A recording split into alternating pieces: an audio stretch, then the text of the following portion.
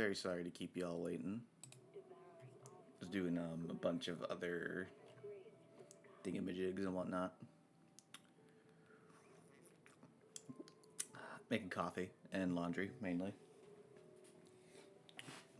While we were starting. We'll get into the video game now.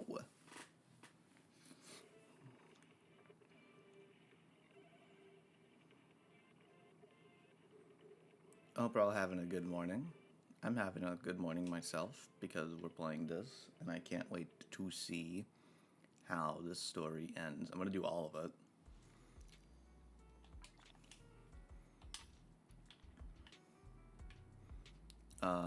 Right, so it's talk to Wise. We're not doing that yet, though. I'm going to do dailies, and then we're going to go do the story. I have batteries I need to spend. Yep, like on, boop, boop, boop. Patton, what are you doing?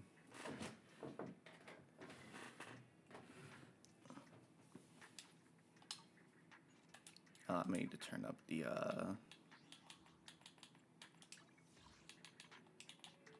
There we go. Also move, my mic up a little closer.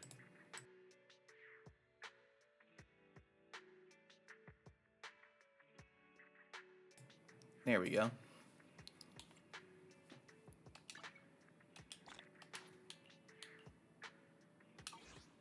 Got some polygon 600 chromes.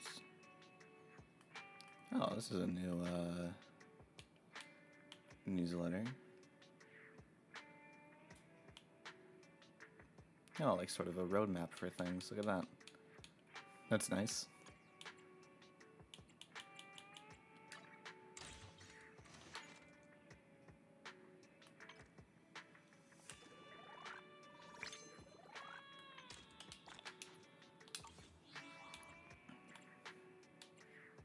Okie dokie. Oh, I have to switch to the day.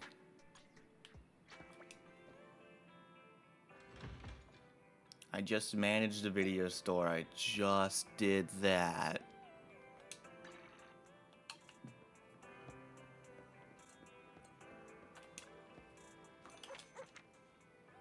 Top's family erase illegitimate child.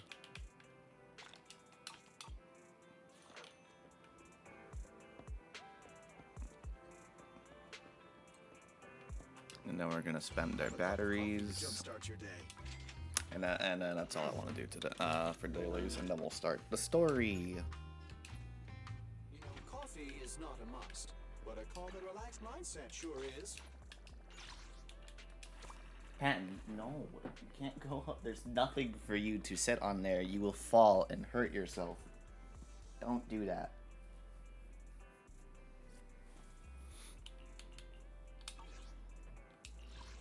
Oh, whoops. There we go.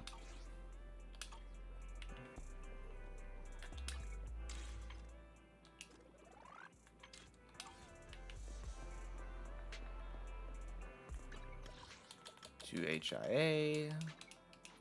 I'm going to get W engine chips because I need to level up a few more W engines before I can start grinding for more materials for the next agent I want, which is Hugo. Okay. Yep, this is good.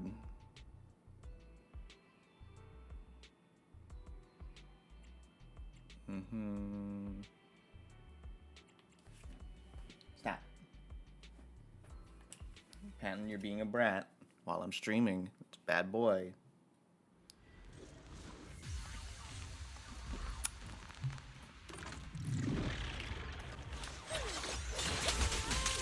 Adjusting for wind. Straight on cue.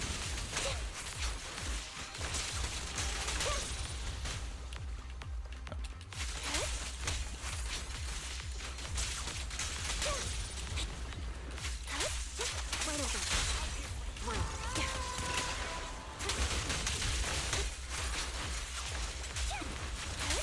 Dodge.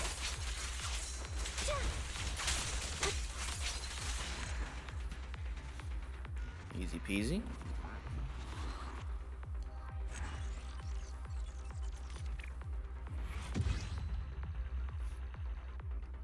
Again. And one more time.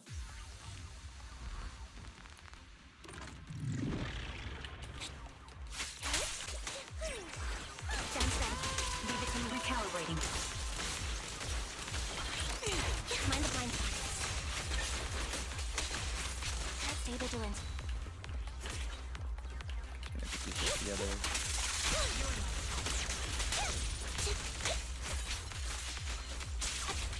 Stay ready.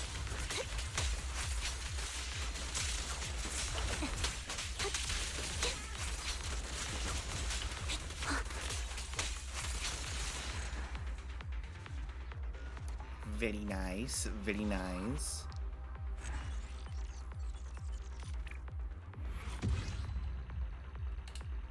One more time.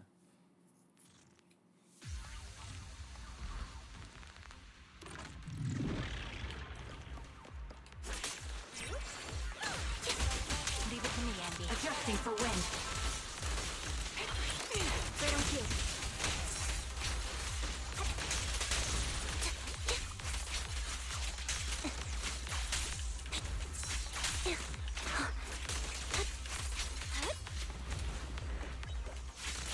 Right over.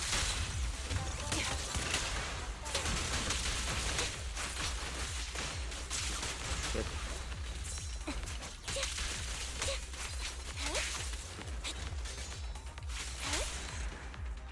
There we go.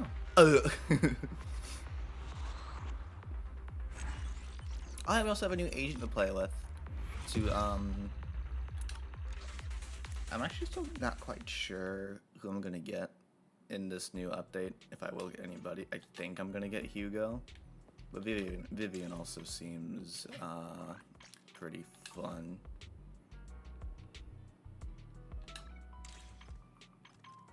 Yep. Okay. This is the path I follow.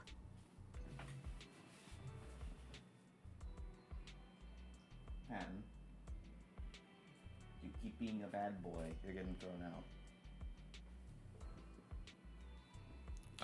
You need something? My services are expensive. So, okay, it's Kaku or Nicole. And Nicole probably needs it more.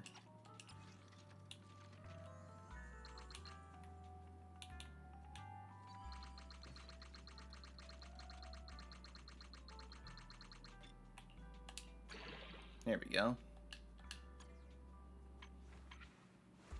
Maxed out that engine. Now I can do Sakaku tomorrow.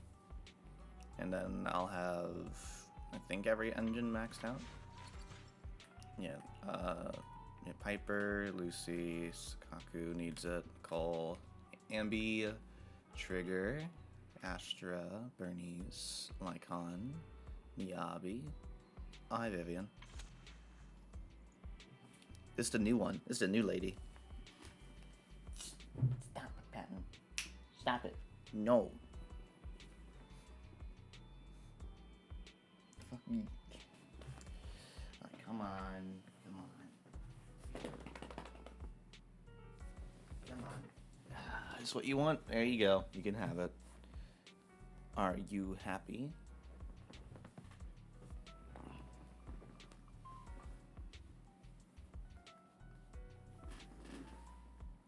You gonna lay down? Anyways, we have Vivian. Her last name's Banshee. And she is a part of Mockingbird. Ooh, I do like her umbrella.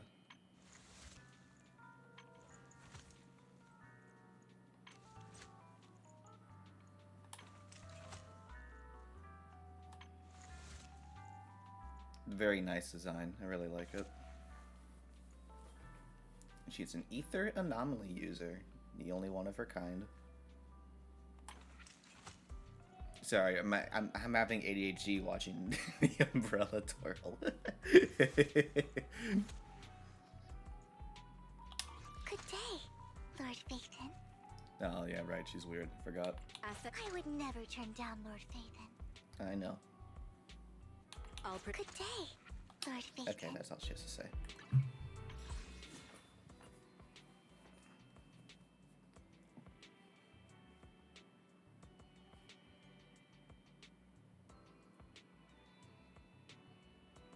Sorry, I'm looking at my cat.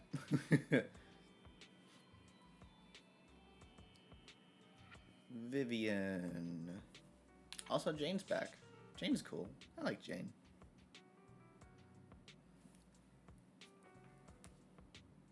Probably not gonna get Jane.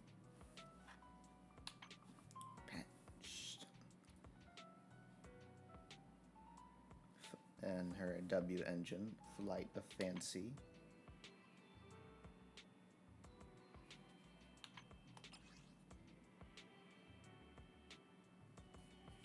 Look at her hair, so pretty.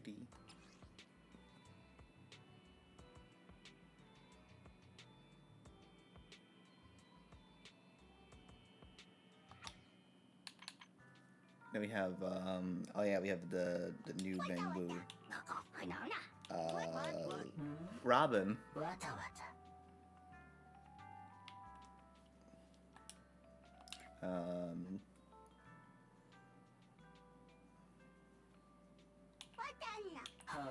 Let's see. You only need one Mockingbird member to use them? Oh, cool. There's a lot of ether damage, which is nice.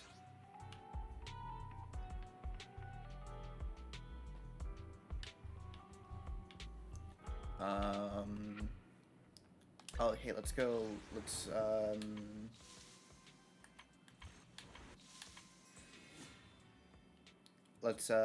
try out Vivian. Let's play with Vivian.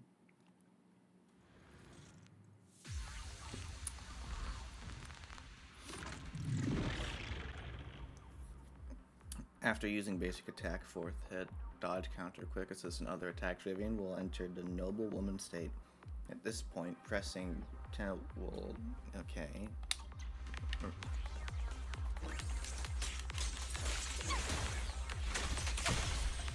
Nice. Vivian will restore flight feathers when she performs certain skills.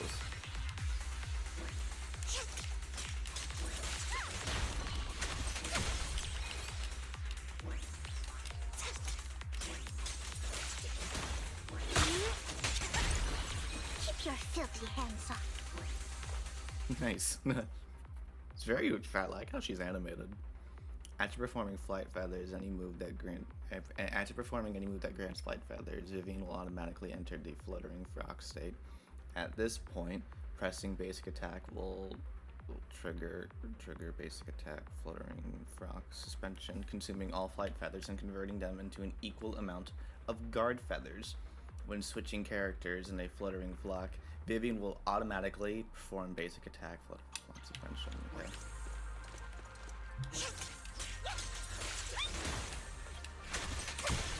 Worms belong in the dirt. Okay.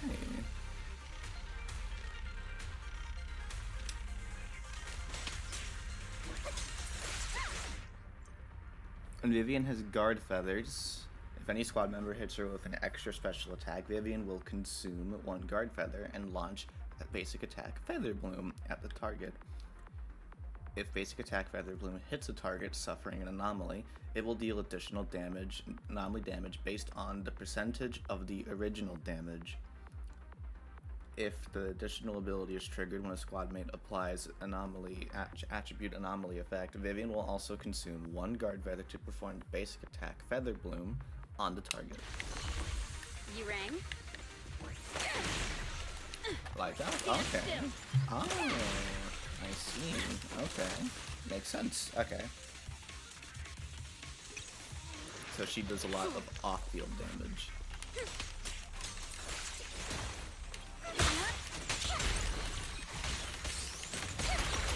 Better not get my trust.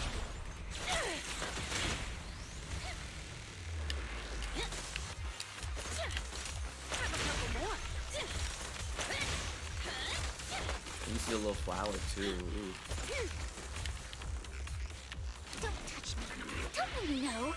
Get my dress dirty and you'll pay.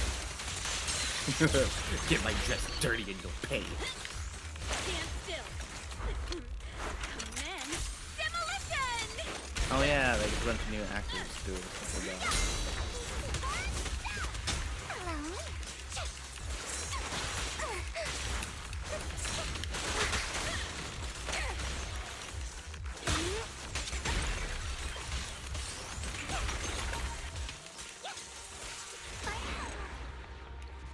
Nice.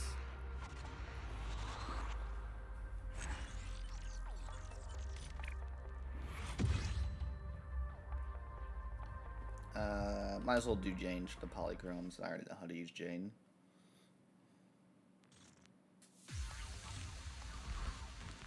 Pretty lady.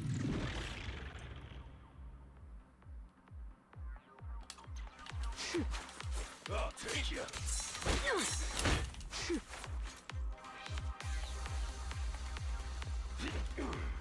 Move it.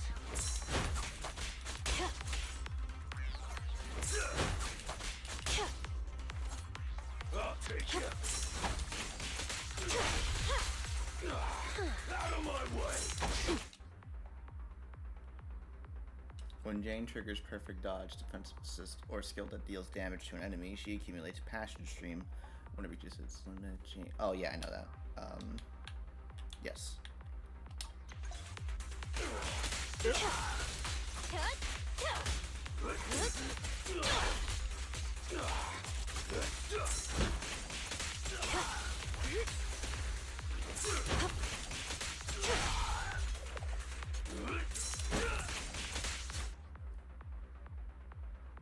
And then yeah, hold down the button to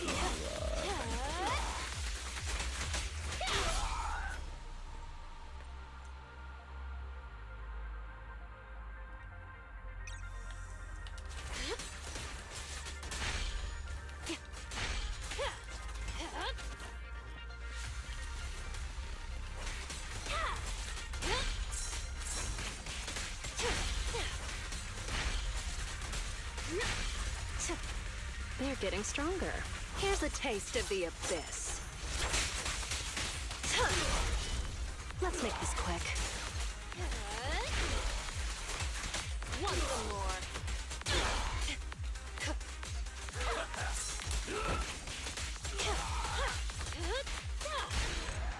nice.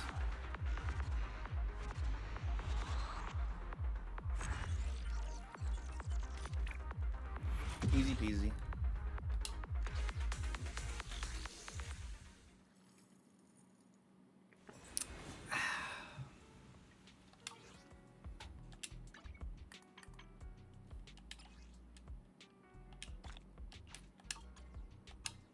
Okay. Now we can start the game.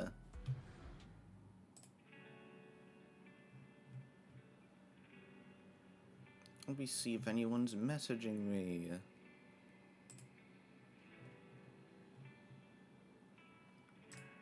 No, I think we're fine. What am I doing?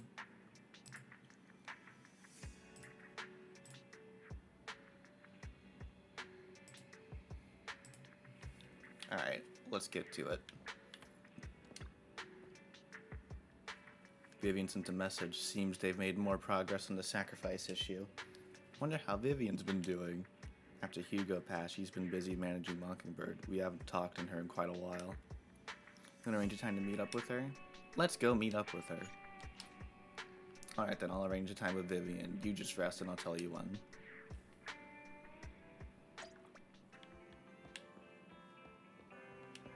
Rest on the sofa.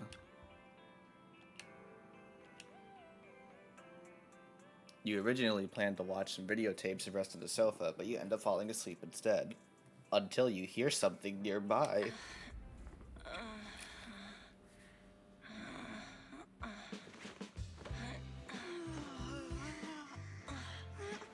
Oh god. This time, let me. Vivian?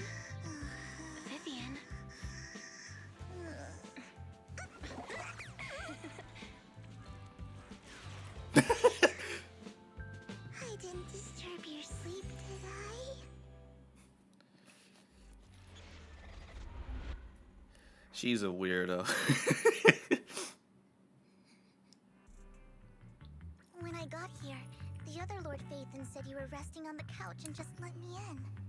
I meant to keep you company while you slept, but then I dozed off myself.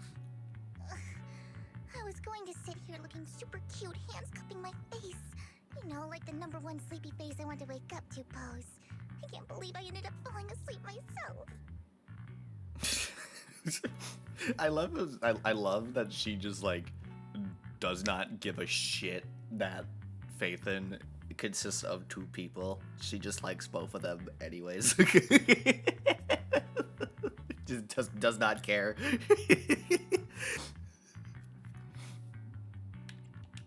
What? Sleepy face? What pose? That was a lot of words in one breath. Are you sure you got enough sleep, Vivian? No, Lord Phaethon. I was just worried that I had disturbed your rest. Just being able to see you sleeping peacefully is already the highlight of my day. No, my entire month. Okay, weird. Though it is a bit late, but... Good morning, Lord Phaethon. Why so formal? That was so formal. Feels like you're about to drop some big news after a greeting like that. Mockingbird's death has stirred up quite the storm. I took some time to gather intel. It seems someone deliberately leaked the story that Hugo is an illegitimate child of the Ravenlock family, but I haven't found the source yet. Could it be Hugo's uncle, Hartman? Maybe he's trying to turn people against Hugo and Mockingbird by playing the illegitimate child card. I suspected that too.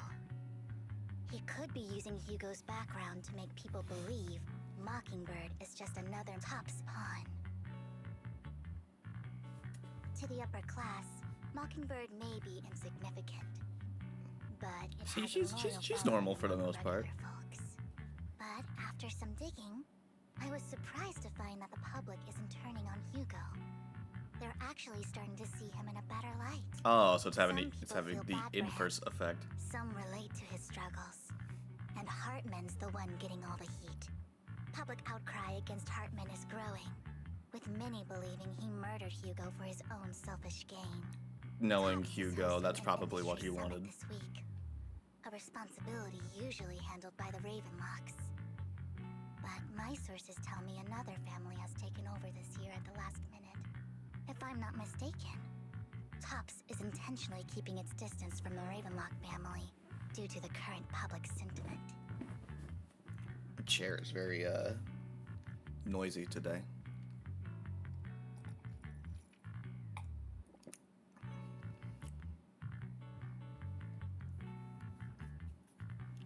Apparently, because cat in my lap. Yeah, knowing Hugo, that was probably his goal in the long run to further fuck up the Ravenlock's family status and Lycon almost killing him, which he's not dead.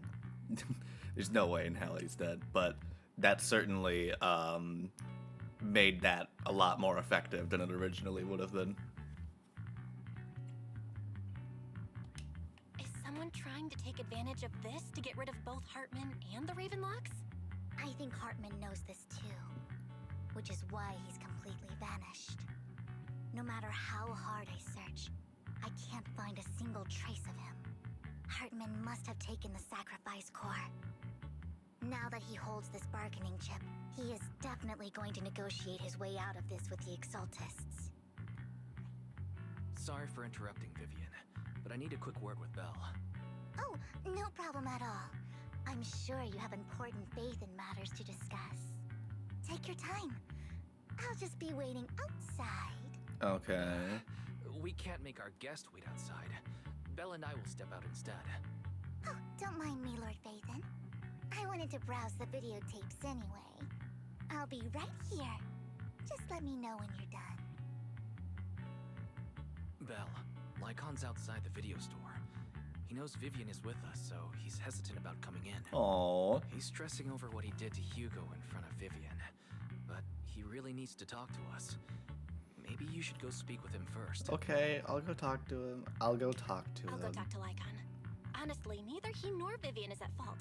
As proxies, it's our job to be the bridge between them. Oh, He feels guilty. Hey, guy. You okay? He's got it easy now. Hopefully, I didn't read what. Can you say that again? No? Okay. Good morning, Master Proxy. Hi, Lycon. Good morning, Lycon. Wise mentioned you wanted to talk to us and Vivian about something?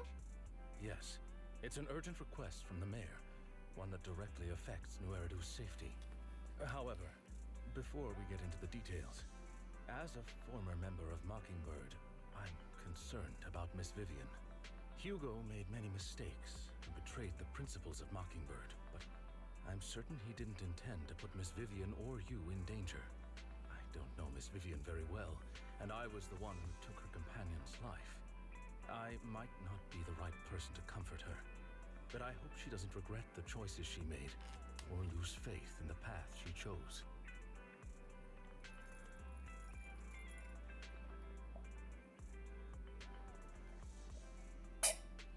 Sorry, I was drinking my coffee. Yeah, she seems fine. She seems okay.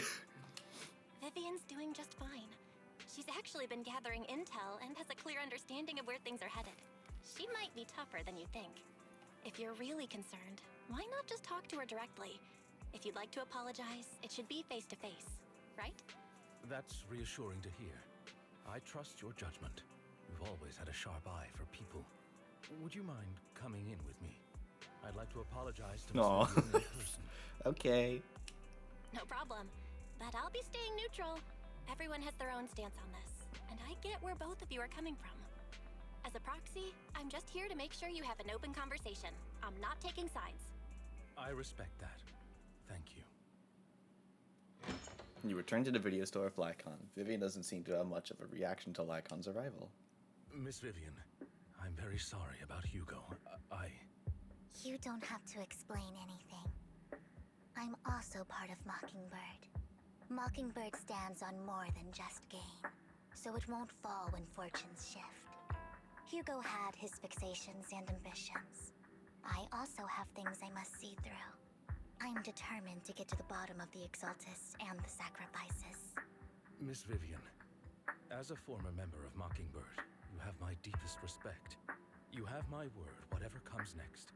I would never harm you or Master Proxy.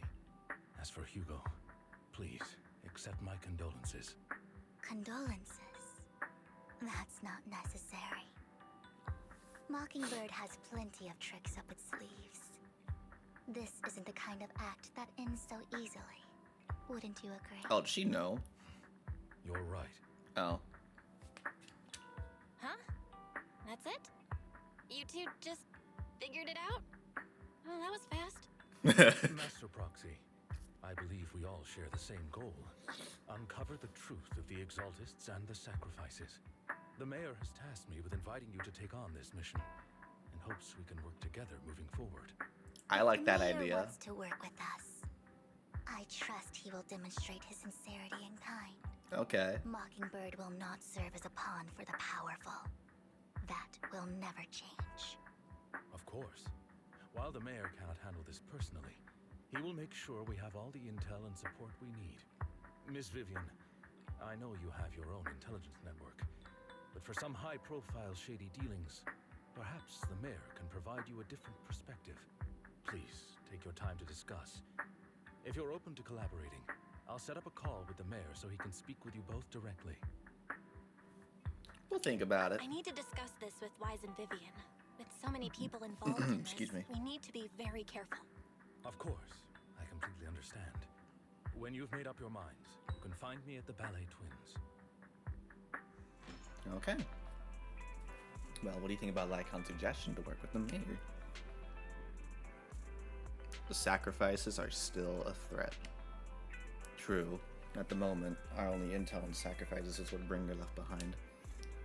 We can get someone to help investigate, but it'll take a significant amount of time, and time is something we can't afford to waste, so working with the mayor is a good option. What do you think, Vivian? I wasn't talking to you, Wise. I was talking to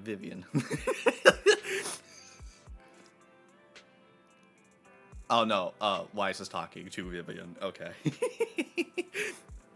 Mockingbird has always gone against authority. Would it be against your values to work with the mayor? Mockingbird isn't just about going against authority. Mockingbird hopes that all people can be given equal opportunities and treatment. I don't exactly trust the mayor, but I believe he's someone we could work with, at the moment at least. Let's go see Lycon. I'm gonna turn some of this up a bit. It's a speech volume up.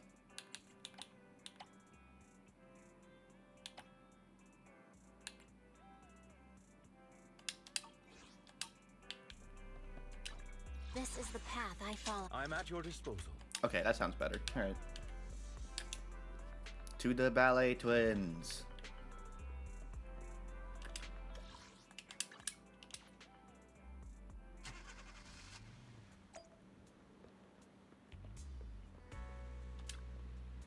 It seems you and Miss Vivian have made your decision. Working together requires sincerity on both sides. Of course. Please rest assured, when it comes to the sacrifices, the mayor's interests align with yours. Or rather, we both want to protect the people of New Eridu. I'll connect the call to the mayor now. My dear friends, I'm glad Hi, you're Mayor. willing to keep working with me. I'm truly sorry about what happened to Mr. Hugo Vlad. I didn't anticipate things would turn out this way. As mayor, I can't fully condone Mockingbird's actions, but personally, I had a lot of respect for Mr. Hugo Vlad. I looked further into Bringer's map. The sacrifices were created by an exaltist named Landon, who was active in Janus Quarter. Mr. Landon passed away in an accident a few years ago. Before he died, he was researching sacrifices and was said to have created a batch of serum that could turn living people into sacrifices. The problem was, Like what the Bringer serum did. wasn't stable, and after his death, the recipe was lost. No one knows what happened to the exaltist in Janus Quarter back then. But it's clear that after the leader died, there haven't been major exaltist activities in the area. Bringer's map marks the locations where the exaltists' most successful attempts at creating sacrifices were. Since this person has already passed away, and the Exaltists haven't been active around here for a while, then could it be that this is just Hartman acting on his own? Unfortunately, that's not the case. My sources confirmed that Hartman had been secretly in contact with someone, and they only meet inside the Hollow. Is it possible it's someone from Tops? TOPS is a huge alliance of corporations. They wouldn't bother getting their hands dirty. Instead, they just sit back and reap the rewards. Everything Hartman is doing is to secure his place in TOPS and strengthen his power within the Ravenlock family. If my guess is correct, Hartman has gotten in touch with the remaining members of the Exaltists that used to follow Landon, helping them create new sacrifices. Okay. But what's in it for Tops? Money. There's no way the Exaltists would just hand over their secrets about sacrifices to Hartman, right? A sacrifice outbreak would throw the city into chaos. And that's when Top steps in, taking control of the situation on their terms. So they're syndroming The it. public will see the mayor as incompetent, while Tops comes off as the real protectors of the city. And when that happens, public trust will shift towards Tops. And Mr. Mayor, you might find yourself in an unfavorable situation. Still sharp as ever, Miss Vivian. So, what exactly do we stand to gain from partnering with you? Please don't tell me you're doing this out of some noble concern for your citizens. I'm not some hero of justice, and I don't believe in lofty ideals or empty promises. We have a common enemy. While our ideologies may differ, we can work together on this. And as proof of good faith, I may not know exactly where Hartman is, but I can fan the flames over Mockingbird's death and escalate conflicts within the Ravenlock family. So it was you behind the rumors. No wonder I couldn't trace the source of the public outcry. I'm not the one who started the rumors. I just helped them spread faster after they leaked. And I pulled a few strings to make sure the story painted Mr. Hugo Vlad as a heroic figure who is unfairly persecuted. As I said before, I had a lot of respect for him, and I'd be happy to clear his name. Now let me lay out my terms for collaboration. After looking into it, I found that the dormant sacrifice you discovered wasn't the only one. There are more places where sacrifices might be lying dormant. Too many eyes are on me right now, so I can't send my own men to deal with it. I'd like to ask you to retrieve the sacrifices from those locations. I'll make sure to dispose of them once you do, so no one will be able to use them again. On top of that, I've asked a friend to help monitor your physical condition, and maybe even uncover more of your potential. Her research overlaps with your teacher's work. Oh. You don't need to worry about her capabilities. She's a Void Hunter rank special investigator. The Void Hunter. Really? A Void Hunter ranked special investigator is going to be assisting us? And she's involved in our teacher's research? That's Hello. right. She's heading to Janus Quarter for some business. I wanted to set up a formal meeting, but she declined. She prefers to assess things on her own, and will reach out when the time is right. She'll let you know the details then. So it looks like you both are on board with this commission and ready to help recover the sacrifices? Okay. Let's do it. We don't want new Eridu falling into chaos either. We'll do what we can. I know you won't let me down. Given our positions, we might not be friends, but we're definitely not enemies. I agree with that. I'll leave the rest to you then. I've got to go. Goodbye. Goodbye, Mayor. Hi, adventurine. I think I said that right. I am glad two of you have decided to continue working with us. With your help, we are sure to successfully recover the sacrifice. I have other businesses to deal with, so please excuse me. If you require anything, please feel free to contact me anytime. Lycon leaves thereafter. Are you pulling on any banners this patch? I'll probably go for Hugo. I'm not too particularly interested in Vivian. She seems fun, but I don't really know what I would do with her inclusion. Let's go. All right, let's go.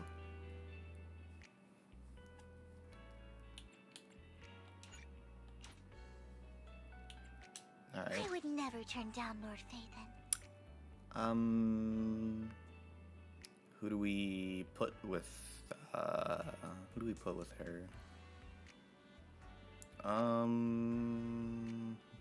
Let's fire it up. Understandable. I only pulled for her because I needed to spend my pull on something, and I'm also waiting for Hugo. I crave that, man. Ooh, you got her M1. Ooh, nice. That's still a really good. That's still a really good thing to have. Standing by. Good day. So sleepy. What would be the easiest thing to pair with? So, okay, my only options really are Piper, Bernice, and Miyabi. I'm thinking Piper.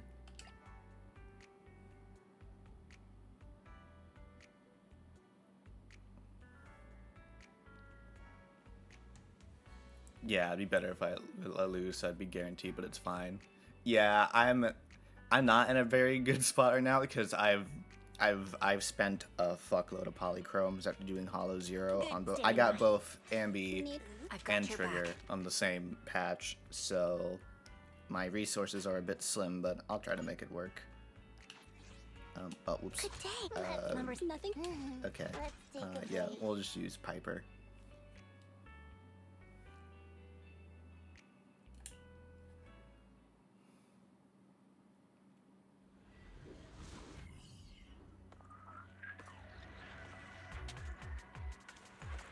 She is very pretty. I'll give her that.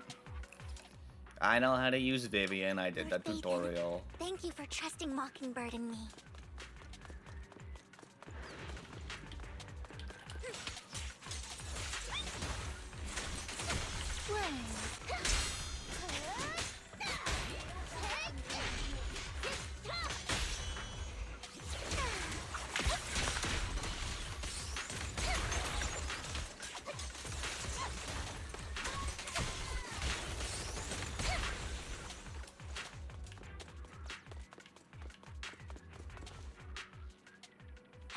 already taken the dormant sacrifice from here?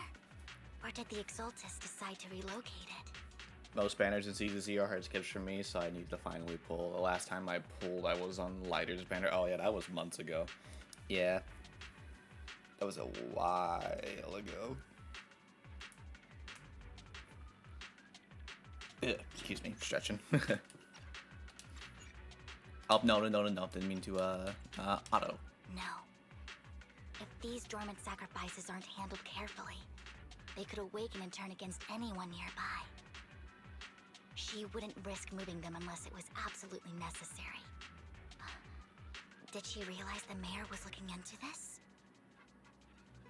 Just as Vivian is talking to herself, you hear another voice of someone debating. You don't know who it is, so you pulled her aside to listen. Did Hartman just make up this intel to get a shot working with us at Tops? I've been walking around forever and haven't found a thing. The Ravenlocks have always been a shady bunch. No surprise they've gone downhill over the years. I heard they were pretty loaded back in the day. Pretty What kind of business loaded. did they run? No clue. On the surface, their businesses seemed legit, but who knows what was happening behind the curtain. Probably something with the sacrifices. I mean, how else would he know about the dormant ones left around here for years? And he was so sure that even if those original sacrifices didn't work out, he had a backup plan. Backup plan? What could that be? Well, that's beyond me. I just happened to overhear something while I was next to Mr. Edmund one day. What's Tops planning to do with all these sacrifices, huh? For research? Do you think we'll ever have a normal life in the Hollows? Don't ask questions you shouldn't be asking. All right. There's nothing here anyway. Let's leave the Hollow and report back on what we found. And we'll make it just in time to clock out for the fieldwork shift. Let's get out of here first. After the two Tops employees left, Vivian appears visibly unsettled. Hartman, that fool. He'll do anything to get into Tops, even if it means playing with fire. She's an Exaltist. Human lives have never mattered to her. The more people get dragged in, the greater the danger. Who is this she you're talking about? Vivian, I've been dying to know. Who's this she you keep mentioning? I apologize for losing my composure. Please don't mind me. The she I'm referring to is with the Exaltists. Someone I have a history with. Ooh, the big bad lady? That's why the moment I heard about the sacrifices, I felt compelled to uncover the truth. I never meant to hide anything from you. It's just that, for me, the Exaltists bring back painful memories. And I'm not ready to face them yet. Were you once an Exaltus? Lord Vathan, please give me a little more time. Once I've gathered my thoughts, I promise I'll tell you everything. Sure, I won't pry anymore. Everyone's got a past, and you don't have to dig up old wounds if you don't want to. I can see the Vivian I know now is super brave and kind. I believe you've really put in the work. Lord Vathan, if we weren't in such a hurry, I'd spend 3 whole hours singing your praises. Don't make it weird. I'll make note of this and make sure to get it done before bedtime. First things first, let's track down those dormant sacrifices. The Exaltists have probably realized someone's after them by now. I wish we knew what Hartman's backup plan is. I just can't shake the feeling that...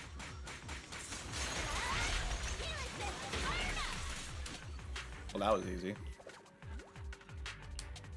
Some sacrifice is gone. Who could it be, and how did they know the locations of the dormant sacrifices? Let's check this next location. I hope this doesn't become a nightmare for new Eridu. Hugo may have done terrible things, but he had his reasons. Mockingbird might be seen as the bad guys by a lot of people, but...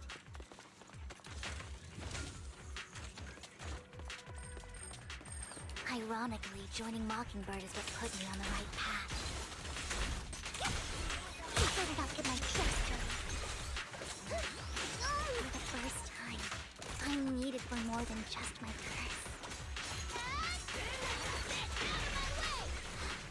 nothing here either. Phew. Are we too late? Anything else you should be looking for? I already opened that one.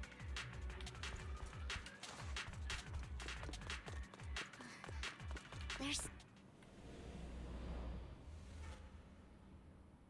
Oh.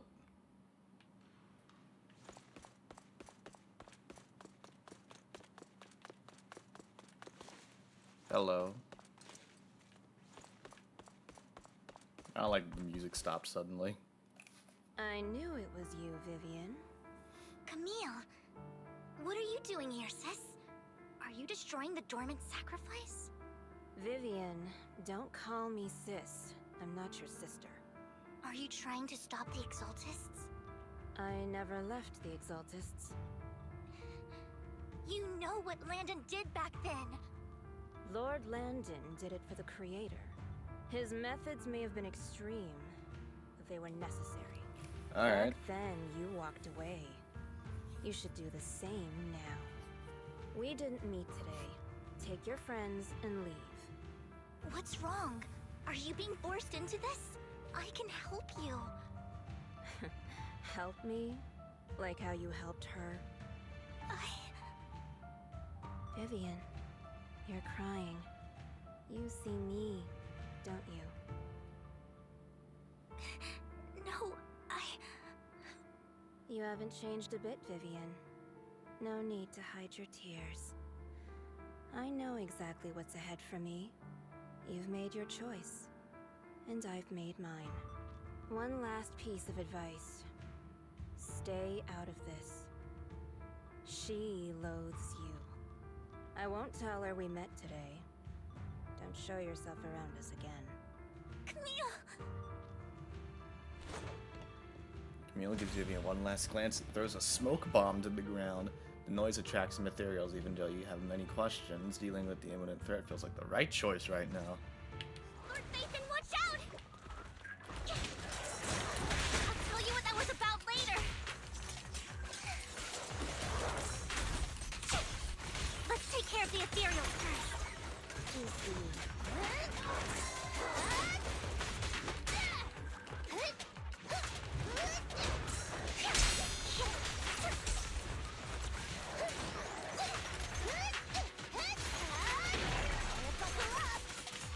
That's a lot of damage, though.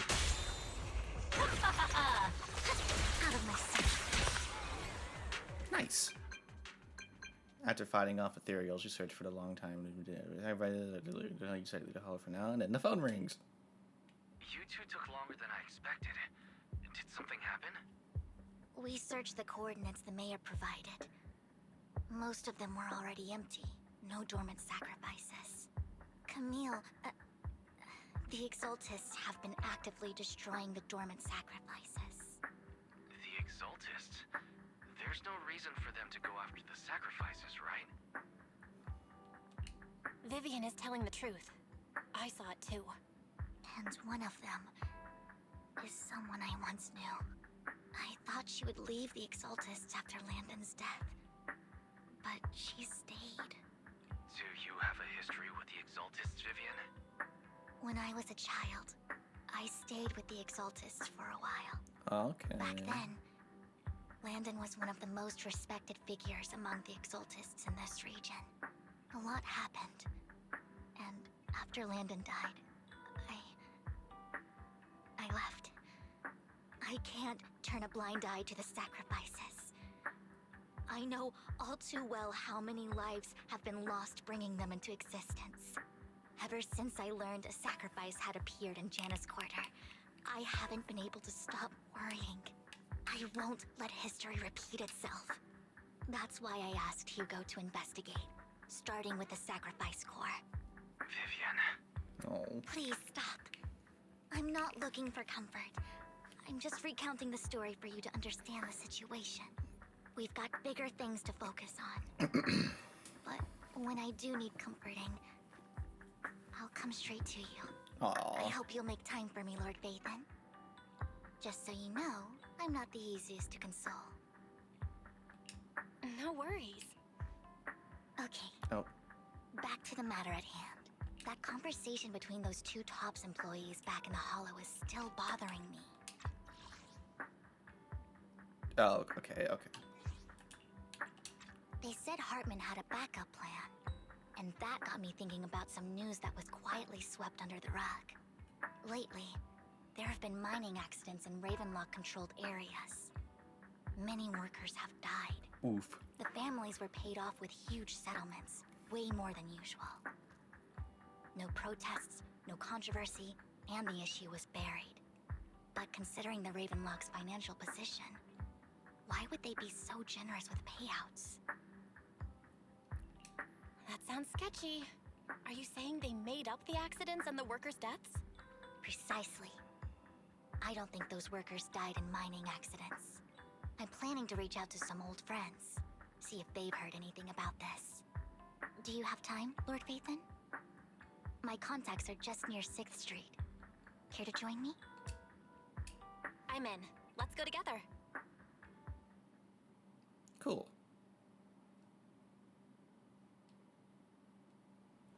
You arrive at Lumina Square with Vivian to meet her old friend. Cool. Easy peasy.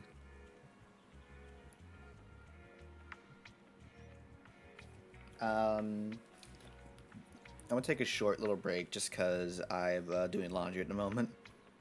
So, need to look up ZZZ. I'm not gonna do the Hugo theme again, even though I love it a lot. 60%.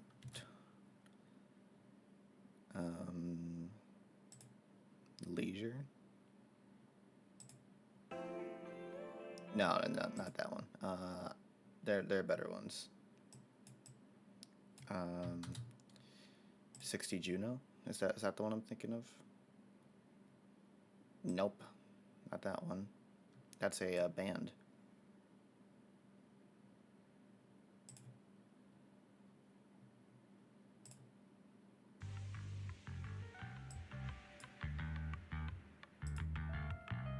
Yeah, okay, that works. I'll be right back.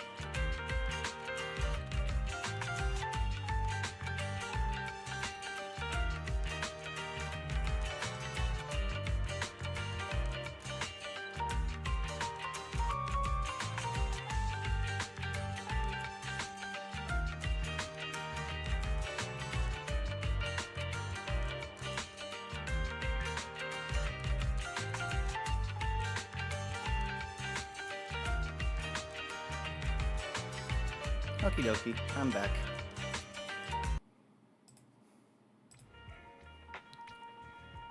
Hopefully I didn't keep you all waiting too long. Let's talk to Vivian. Lord Phaethon, let's head out as soon as you're ready. Let's go! An old friend of mine said she has some new intel.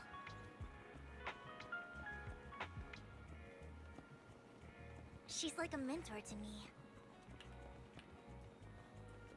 I learned a lot about data scraping on Internet thanks to her.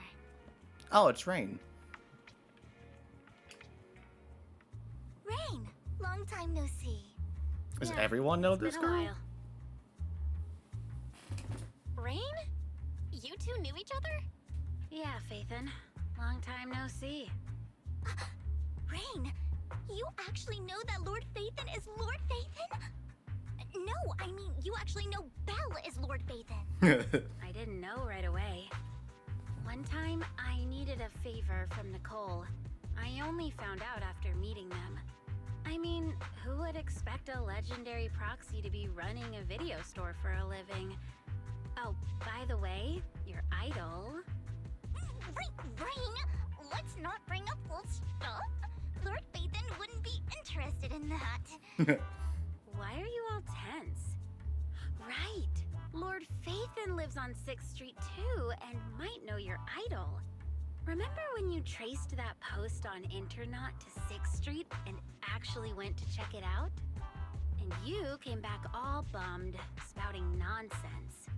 Like there was only a black cat at the location, and maybe your idol is actually a talking cat. Or something like that. I know that black cat. I'm always sneaking at snacks. Lord Phaethon, please, let's drop this topic. Come on, Vivian. It's been years and you still won't say who your idol is. If you'd just let me, I'd have tracked them down ages ago. I get it. You want to find the person who's important to you on your own. But you've tried so hard already. It's okay to lean on me a little, you know. I'm sure your idol won't hold it against you. I shouldn't have come to see you. Huh? What's wrong? Change the subject. Hey, We're Rain. out. Vivian said you might have some new intel. So let's get to the important stuff first. All right, let's get down to business. Here's something I'm pretty sure about. The Ravenlock family's claim that those missing workers died in an accident? Don't buy it. The last signal from those workers was near the Hollow. Then communication went dark. I think they were taken into the Hollow. And yesterday, I picked up that the Ravenlock family secretly hired some people to search the Hollow's perimeter. I caught a weird distress signal from someone and managed to track down the source. When I tried to reach out, the signal cut out completely. The last trace of the signal was near Lumina Square. Finding someone in real life isn't really my thing, so that's where you come in. Okay, we'll check things out. You just said this is something you're sure of. Do you have anything you are unsure about? I dug up some info online, and one thing stood out. A few days ago, there were some creepy sounds coming from an abandoned warehouse by the port. Okay. The place was locked up, so no one could see what was happening inside. Not sure if it's related to your search. It If might you don't be. find anything useful around here, it might be worth checking out. Well, that's all I have for you. Thank you, Rain. Thanks, Don't Rain. get all emotional on me now. I'm just helping out a friend. This one's on the house. Consider it payback for the favor you did me last time. But if you still want to find your idol, hit me up. I've been curious for what... Alright, don't worry about it. I'll manage it myself. Stop being so nosy, Rain. Nosy? Nah, just professionally curious. Professionally What kind of curious. I'm gonna person is use worth that for the all rest of this the time searching, now. Huh? But honestly, whoever they are in real life, they've become a part of you. You've come a long way in this search, Vivian. I much prefer the person you are now. So if you find this person, don't chicken out. Go meet them. People will appreciate you for who you are. Rain. I might not care about the real world or what it'll be like, but I hope everyone I know can live a good life. I'm counting on you to save the world, guys. Alright, I have other business to take care of, so I'll leave the rest to you. Rain waves goodbye and leaves. Who else does this woman know? She knows Vivian. She knows Nicole. She knows Evelyn. Where is she getting her contacts? That's fucking. It's funny. Lord Phaethon, please pay no mind to what Rain said.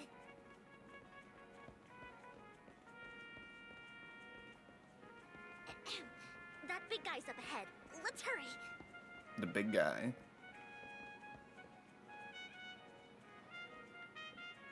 Uh-huh.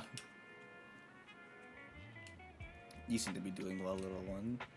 Hey, na. Nah.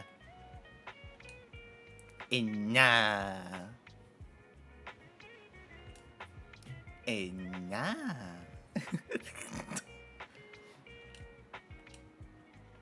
This little guy is Lucky Bill. My old boss at my previous workplace bought it at a discount store clearance sale. But he was a terrible boss. Not only did he shirk on paying wages, he didn't take care of his bamboo either. Nah. Then his little guy had a malfunction, and the boss threw it out because he didn't want to spend the money on repairs. Really, it could have been fixed with a simple battery change. Nah. All I did was charge your battery for you. It was you who earned the money to buy it. Nah. So that's where that 100 Denny Bamboo battery came from. Honestly, you've got plenty of energy, but I told you before, you need to be more tactful. Haven't you learned anything? Nah? Wow, so you found a way to make a living, huh? Amazing. Better not expose one Denny Boo. Nah? I know you love exploring all kinds of places, so tell me, have you come across anyone strange these past 2 days? Nah? You mean someone who looks hurt, scared, and kinda trying to hide where there aren't many people around? Nah. Nah.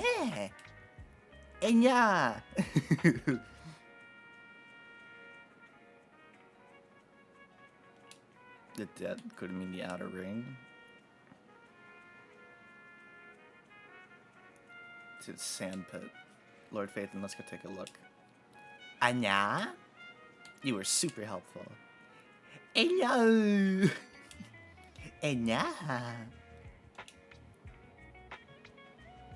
Cool. One Denny Boo is just too cute, right? Yes. I didn't know you helped it too. I knew Lord Phaethon was the best in the whole world. Hello, weak man. It seems that the person Rain and one Denny Boo were talking about. Lord Phaethon, please stand back. I cannot be certain if he'll end up doing something extreme, considering his current mental state. I'm afraid he might hurt you. I'll try talking to him and see what's going on. Vivian walks forward and taps the cowering man on the shoulder. Don't take me back, please. I was wrong. I know I messed up. I don't want your money anymore. Please, no. Okay. Calm down. Who are you? I won't say anything. Just let me go. I don't know anything. I swear, I know nothing. We are not PubSec, the HIA, or the Ravenlock family. We won't force you into anything. There's no need to be afraid. What do you want from me then? We simply want to know where the Ravenlock family took you and what they made you do. I can't say. I can't tell you. I have a family. They'll hurt them. You never saw me. Please, just stop asking. Don't you wish to see your family? I don't deserve to see them. It's my fault. I was greedy. I did this to myself. But your family must miss you dearly. I'm sure they won't blame you. No! It's my fault. It's all on me. I don't want to drag them into this. If the whole ship is sinking, no one on board can escape. I'm just a nobody. And right now, there's nothing I can do to change anything. If you care about your family and friends, now is your chance to stop the disaster before it's too late. Even a butterfly flapping its wings can send a tsunami surging across the ocean. No one knows how this will turn out. But if you do nothing now, the only thing waiting for you at the end will be regret. We're not here to turn you in, and we won't force you to confront them. You'll be safe with us. I'll help you return to your family. But you must tell us precisely what happened. Hartman offered a huge amount of money, looking for workers to go into the hollow to guard something. The money was way too good. We all kind of figured something wasn't right.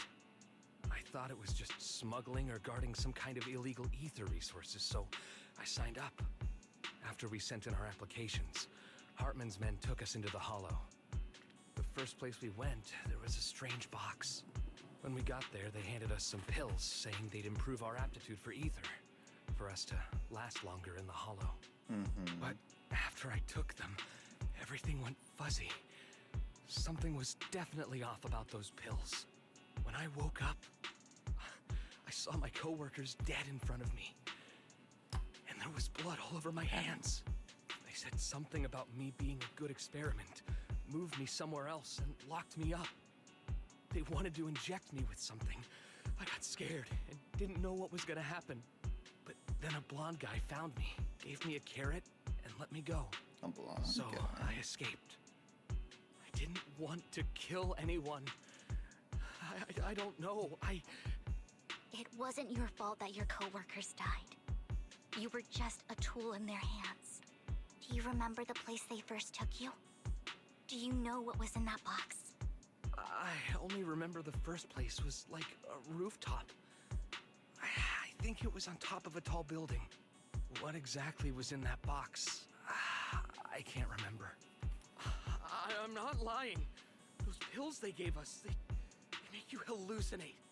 I took just one and my mind felt like it wasn't my own. My memories turned into a blur. I'm telling the truth. I'm not trying to run from my mistakes. I just really can't remember what happened. I know you're not lying. We'll arrange for your protection. You can rest easy and recover, and your family won't be dragged into this. Once this is all over, you will be able to reunite with them. Yay. You and Vivian contact Lycon. The mayor, representing Victoria Housekeeping, agrees to protect the worker and will keep his identity confidential. Soon, Rena arrives and takes the man away, mentioning that the mayor... Okay. I've been meaning to say this for a while, Vivian. You're just so calm and decisive when things get tough. Totally different from the impression you gave me at first. Actually, I wasn't always like this. I used to run away when things got tough. There was even a point where I just wanted to disappear. As if my very existence was the source of suffering. Oh. I wondered. Perhaps leaving it all behind could put an end to the pain. You were gonna kill yourself? Whoa. It's hard to imagine you like that. I mean, you had this super intimidating vibe when we first met. Well, I was on a mission at the auction when we first met.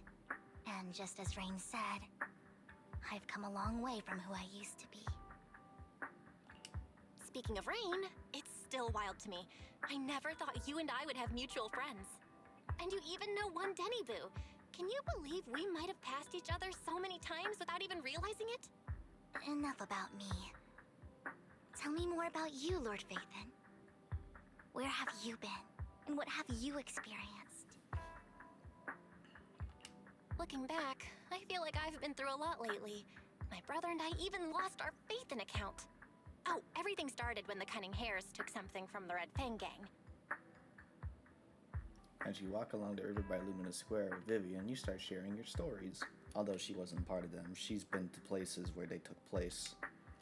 She's been to the chaotic hollow of the Camellia Golden Week. She has her favorite sandwich at Cheesetopia, and she's even received a star sticker from Officer Mew Mew for rescuing Big Boo. Okay. After a long chat, it's time for a meal. I remember it should be around here. That store's been sitting in my favorites for ages.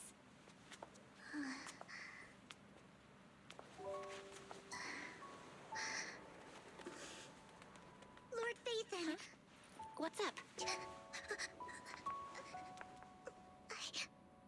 I've seen that black cat on 6th Street. That harmonica in the outer ring you mentioned. I've heard it before, too. I've even been to the monument outside Hollow Zero. But none of that was a coincidence. It was me.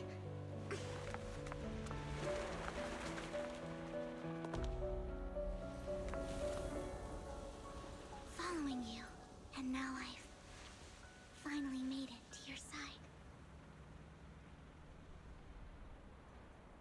Ever since I was little, I had been seen as the bringer of bad fortune. I had traveled to many places and witnessed far too much misfortune. Every tear I shed brought disaster. I've heard too many curses to count. I loathed my tears as much as I despised my own existence. Wherever I stayed, tragedy followed. I had roamed too many places, and each time, it ended the same way. I didn't know where I could go anymore. One night, I stumbled upon a post discussing me. Whether they knew me or not, everyone seemed convinced that I was the source of the curse. Some mocked me with cruel intent. Some wished I would vanish, and others speculated maliciously. It really seemed that my very existence was a disaster.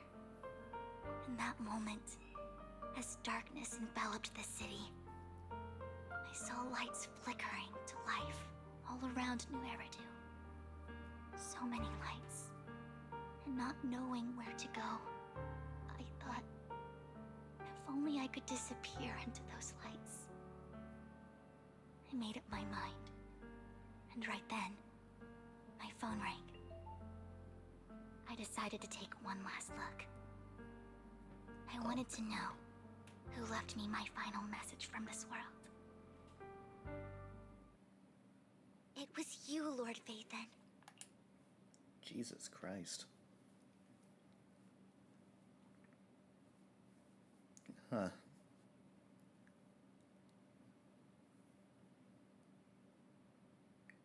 Fucking, that is, she was actually, like, just on the brink of killing herself.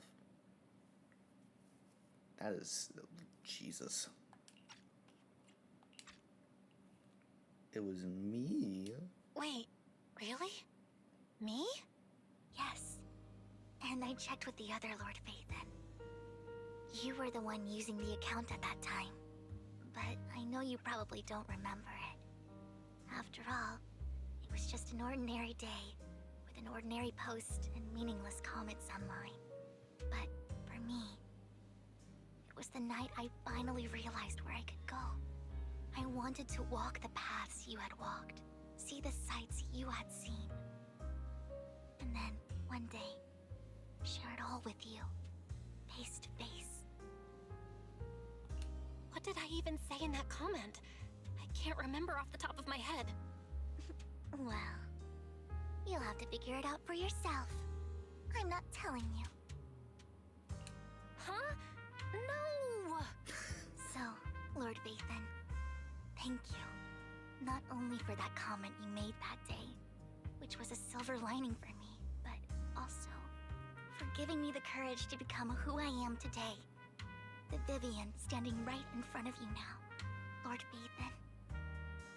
I truly like who I've become. The wind skims across the surface of the water, lifting Vivian's hair and brushing it against her cheek. The lights reflected in her eyes dance and flicker as if eager to share the stories of the past, both the good and the bad, the happy and the sad. Emotions intertwine with the narratives, and you feel as though you're witnessing the path she has traveled. Lycon just sent a message. There's an update. Aww. Let's head back to the video store and go over the details together. It's actually kind of a wholesome story.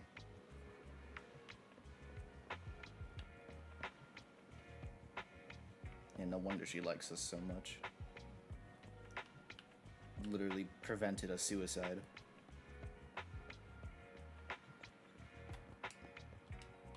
And she is a better person because of it.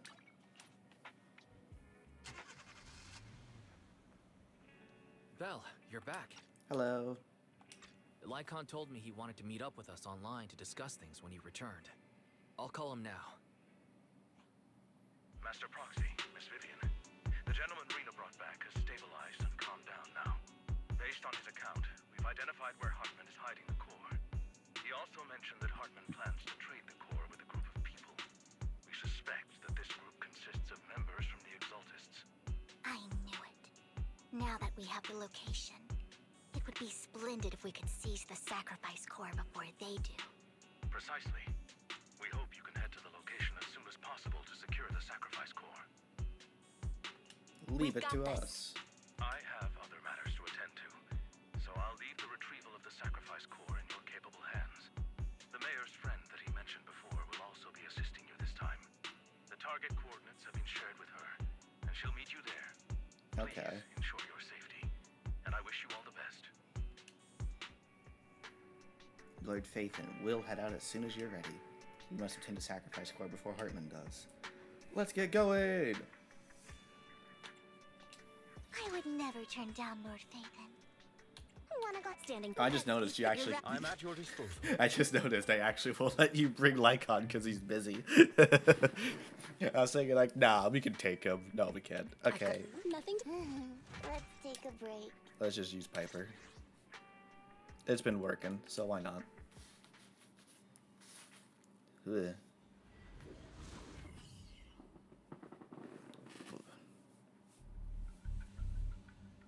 They got guns. Where's the sacrifice core? Camille, you really think I'd stroll around with something this important? Plus, even though the Ravenlocks and the Exaltists have been working together for ages, I've hardly even met Lady Dina. I'm the one offering the sacrifice core here. I'm curious what Lady Dina's got lined up for me in return? I'm just here to verify that the core you mentioned is real. Once that's sorted, Lady Dina will give you a proper response. Our partnership isn't just talk. We need to be sure you have what we need before moving forward. Sure thing. I'll take you to where I keep the core. Once you verify it's legit, have Lady Dina come over. We'll lay everything on the table face to face. Okay. All right, lead the way. It seems Hartman is trying to bargain for more. What a greedy and insatiable man. It's just that... why would they only send Camille for something as important as the sacrifice core? And I can't shake the feeling that Camille doesn't want Hartman and Dina to meet. Why is that? Who's Dina? Who's this Dina he just mentioned? Is she the leader of the Exaltists? Kind of. Lord Phaethon, I really think we should hurry. We must get to where Hartman keeps the core before anyone else does. I've got a shortcut planned, but there are gonna be ethereals along the way. I'll let you handle them, Vivian. Don't worry, Lord Phaethon. You're in capable hands. I'll ensure your safety.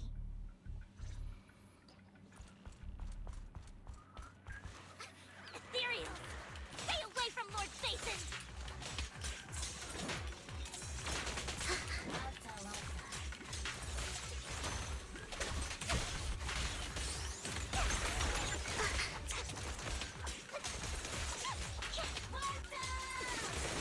Don't touch me.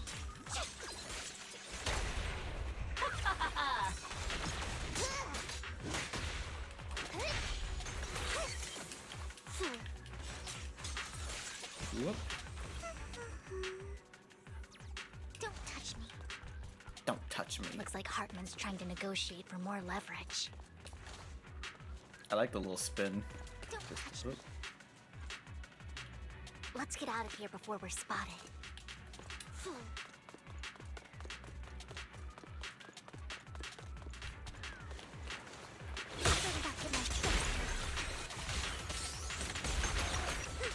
Take it easy.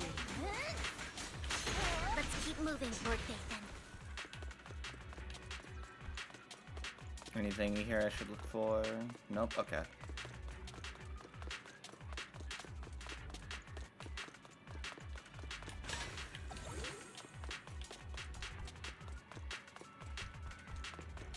Leave the enemies to me, Lord Phaethon.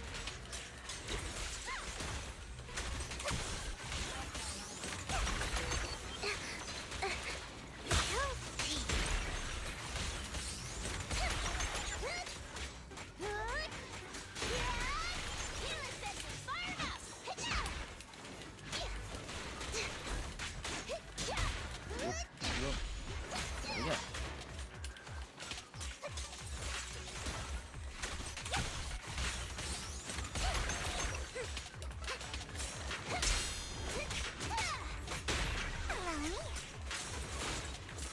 Ow. Don't you? You better not get my tricks dirty.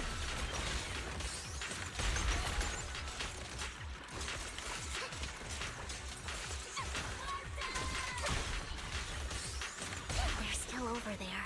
Looks like they're arguing. Don't touch me. This is our chance. Let's hurry. They're moving around, I can see that.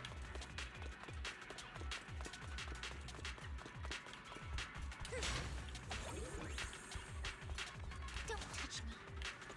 No matter who has the sacrifice core, Hartman or the Exaltists, it would be really dangerous. Hand over what's in the box. Oh, cool, we get to beat up people. Let's go. We do this the hard way. You sure talk big, little girl. Let's see if you... Let's hurry and secure the sacrifice core. Let's see if you.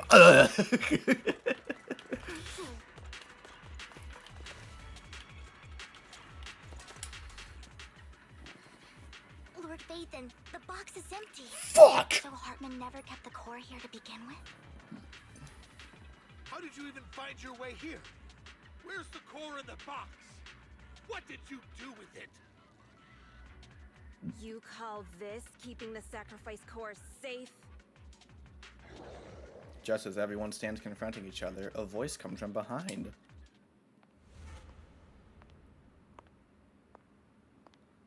Who that? Vivian, it's been ages. Dina! Oh my, you actually remember me. So sweet. Look at you, thriving. I thought you'd totally forgotten about our past. So, tell me, do you ever dream about the people you've killed? Are they crying in your head all night? Back then, I had no idea. You had no idea? While you were soaking up all that love from Daddy and everyone else, you had no idea what was going on? I wasn't... Lady Dina, Miss Vivian didn't actually... Camille, when did I say you could meet up with Hartman today? I just wanted to make sure the sacrifice core is legit. I was worried Hartman might try to pull a fast one on us. Really? So loyal. I thought you'd be more like the old days. Just a few words from Vivian and you'd be plotting my demise. Just like what you did with Father. I won't, Lady Dina. Don't even think about betraying me, Camille. You owe me for what went down back then. However, I do understand your worries. This core, it's fake. No way! I got this straight from Hugo. It can't be fake. How can you just claim it's fake without any proof? Ugh, seriously? Dina approaches Hartman and coldly inserts the core into an open wound on one of his subordinates. The guy collapses to the ground screaming. Dina wipes her hand and casts a look of disdain. What? The sacrifice core can max out the ether particles within human bodies in no time at all. Jesus Christ. But look at your little subordinate. How uncouth. He's making noises like some animal. Can you shut him up? So annoying. The masterpiece Father made for the Creator isn't this worthless piece of junk you're holding. So, the real core. Vivian, where do you think the sacrifice core is really at? I don't know. If I knew where the real core was, I'd destroy it without a second thought. Dina, you understand what the sacrifices are. And you know those who were blessed should not have to endure such horrors. Oh? They shouldn't have suffered those horrors? Weren't you the one who decided if they'd be blessed or not? If it weren't for your tears, how would they have encountered such misfortune? How self-righteous, Vivian. Their fates were in your hands. It was you who brought disaster on them. Landon just needed an excuse. He needed someone to blame. Whether I shed tears or not, he'd treat living beings as mere subjects for his sacrifice experiments. Dina, you know all of this. Landon even went so far as to sacrifice you. Shut up, shut up, shut up! Father did it for his great cause. Vivian, why do you always mess everything up for me? Everything! You did it before, and now again! You just had to ruin my plan. I was so close to fulfilling Father's last wish. If you don't give me the sacrifice core, be prepared to become food for the ethereals. I told you I don't have the sacrifice core. Otherwise, I would have destroyed it already. Lord Phaethon, find the right moment to retreat. She can be quite unpredictable when her temper flares. Oh, really? You don't have it? Then I suppose there isn't a reason to keep you alive. As Dina finishes her words, several explosions erupt, followed by tremors in the ground, signaling the rapid approach of numerous ethereals. In a panic, Hartman rushes to the car he summoned, taking Camille and Dina with him.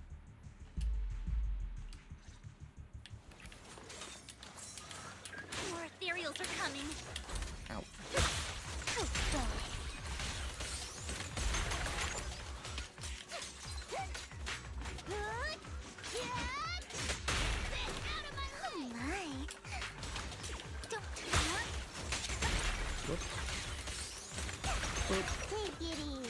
Take it easy.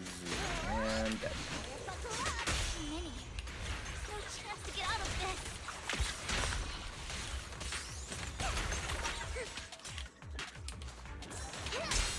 Bup, bup, bup.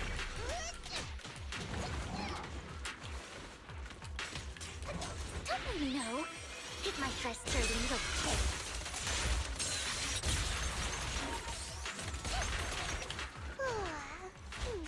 I'm cruising now.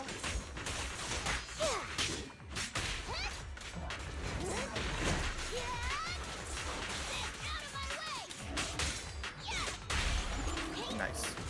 You're clear.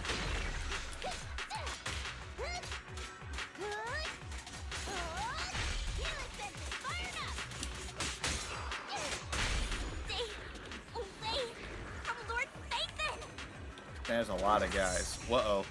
There are so many.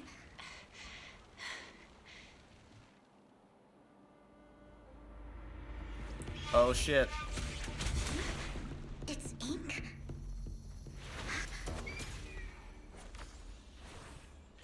Shun Palace. Good fortune, closed gate, safety. What?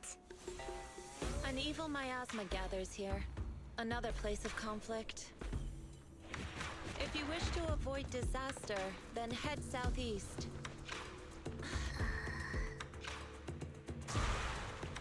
Now! Thank you.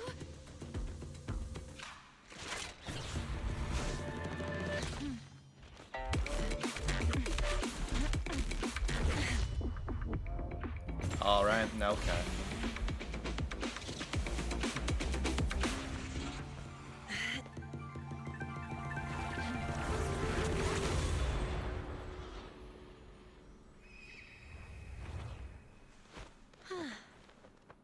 Finally, peace and quiet. Okay, girl, slay. You must be Belle, right? This is the new Void Hunter character. Mayflower mentioned a special partner might need my help. Can I ask, who are you? I'm the 13th generation master of Yunque Summit. You can call me Yishuan. Mayflower Yishuan. passed along your info, and I was curious what kind of person you are, so I came to see. At first, I thought it might be a hassle, but your energy feels really calming. Quite nice, actually. Oh, so you're the investigator the mayor talked about. Yes. He also asked me to be your temporary teacher and offer you a bit of guidance. Guidance? What exactly does that mean? Unfortunately, this isn't the right time or place to talk. I have some investigation work to catch up on, and it seems you've got quite a lot on your hands, so let's part ways for now. I'll find a good time to visit you soon. Yishuan leaves after saying this, while Vivian appears lost in thought, looking distracted. I'll be real, chat. I don't like her design all that much for a for a plethora of reasons, but I think it's one of the first Zenless designs that has really just. She has cool powers. I like her powers, but the design itself is not very interesting in my eyes. I'm so sorry, Lord Vathan. I'm just not feeling very well. I think I'll head back for now. I'll investigate the sacrifice core and reach out once I find something. You definitely need some rest. Let's get out of the hollow. Okie dokie.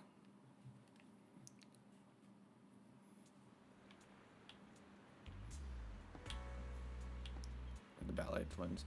She has she has cool powers. I do like her powers. Little ink bird is very cool. I think part of it is the fact that like her anatomy is a little bit weird and her color scheme is just like very uninspired, especially considering last patch we've had both Trigger and especially Soldier Zero Ambi who have this like white, black, and orange color scheme. She just kind of looks like a tall Ambi and not a whole lot originality going on. That's first impressions though. Maybe I could change my mind over time, but she's just kind of okay. Just okay. Just okay. Nothing great. Lord Vathan, are you going to rest now? I'm not in a hurry to get back. You've been kind of off since we got out, and it's got me worried. If something's bugging you, just spill it if you want to. I'm a pretty good listener, you know. I didn't mean to keep my past from you, Lord Vathan. When I was little, people thought I brought misfortune, so no matter where I went, no one wanted me around for long. Then, one day, Landon adopted me and brought me to the Exaltists. There, I met Dina, who was so kind to me, treating me like a dear sister. She told me her father, Landon, was a great man who'd one day make everyone stop fearing the Hollows, so all life could live freely inside and outside of them. Dina helped Landon pick people for the blessing, and everyone in the Exaltists respected her greatly. Those who received the blessing would have a better ether aptitude, allowing them to enter the Hollow freely without fear of sudden disaster. Back then, Dina would chat with me every day, always about the Exaltists and her father. But things between us shifted when Landon asked me to step in for Dina. Landon told me I didn't only bring misfortune, and that if I listened to him, I could actually help people. After that, he'd take me to meet people, and if I shed tears, he'd give them a blessing medicine. Those who got the blessing could dodge calamities. At first, I was ecstatic, thinking I could help others. I shared my joy with Dina, but that was when she started to pull away from me. The blessing medicine. Please tell me that wasn't the sacrifice serum Bringer had? Yes. To be precise, it was an early version of the sacrifice serum. So she was manipulated. Landon's medicine wasn't stable. The medicine Landon developed could boost abilities quickly, but also sped up the development of ether corruption.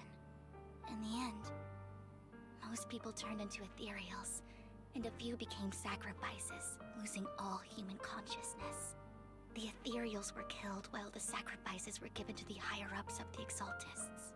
The Exaltists wanted the sacrifices to hold human consciousness, so Landon's medicine was seen as a failure, and he gradually lost influence within the Exaltists. One day, I saw Dina, and tears streamed down my face. In a bid to save his reputation, Landon decided to let his own daughter receive the blessing. I had always thought that getting the blessing was a good thing, until I saw terror in Dina's eyes that day. That evening, I broke Landon's rules for the first time, and followed him out of the Exaltist's residence. I trailed him to the Hollow, where I witnessed someone who had been blessed becoming corrupted. In the end, that person became an ethereal. Then, without hesitation, Landon killed him. Jesus. Before Landon returned, I went back to the residence and snuck into his study. And there, I uncovered the truths I just told you. And just a few days later, it was time for Dina to be blessed. I wanted to save her and stop anyone else from getting deceived. So, that day, I told everyone present that Landon should be the one to receive the blessing, not Dina. At first, Landon argued, and no one believed me. But, in front of them all, I looked at him and let my tears fall. Vivian starts to recount what happened that day. Lord Landon, please accept the blessing. Vivian, you... Why won't you accept the blessing? Were you lying to us? Ungrateful fools! You have no use anymore! Liar! Run! Run! Dina! Dina, wake up! We have to go! Vivian? What's happening? Listen to me! Lord Landon's so-called blessing isn't...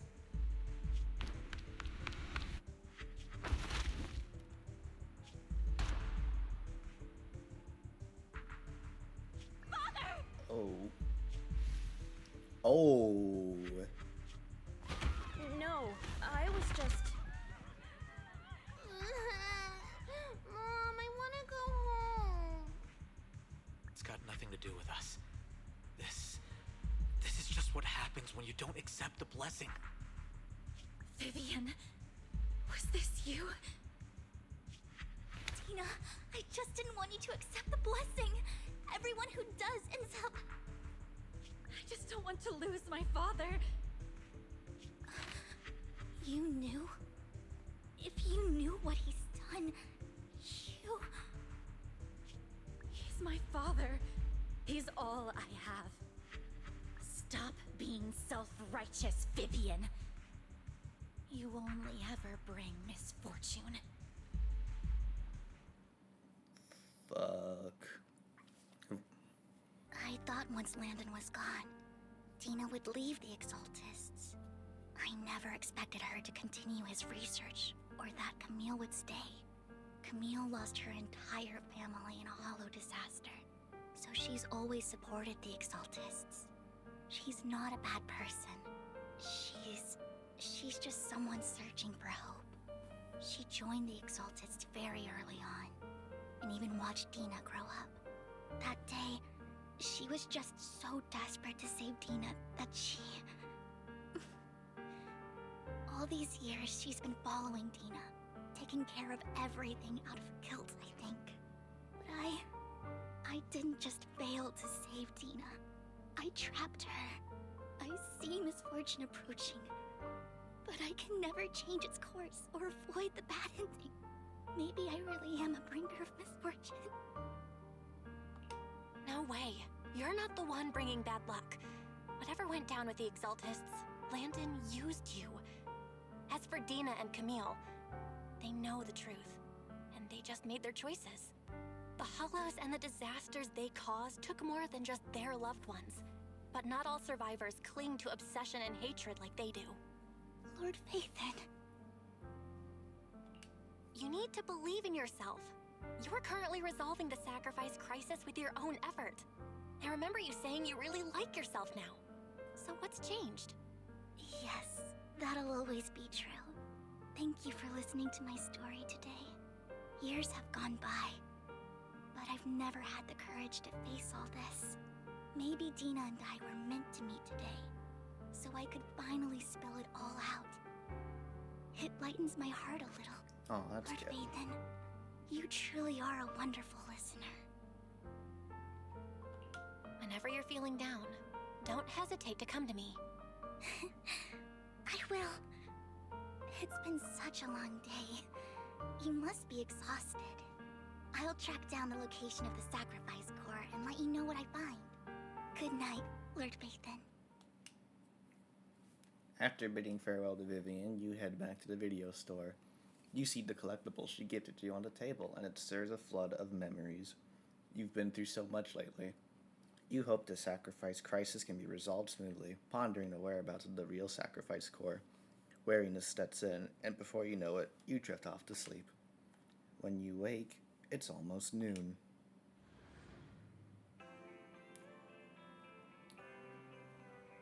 Belle, Vivian was in the store just now, but you weren't here. Did she need something?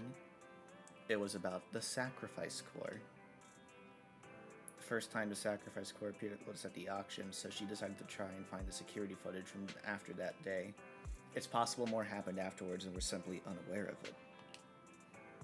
If we can get the footage, we may gain new clues. Well, if you had the time, head to Lumina Galleria and to meet up with Vivian. Okay, let's go.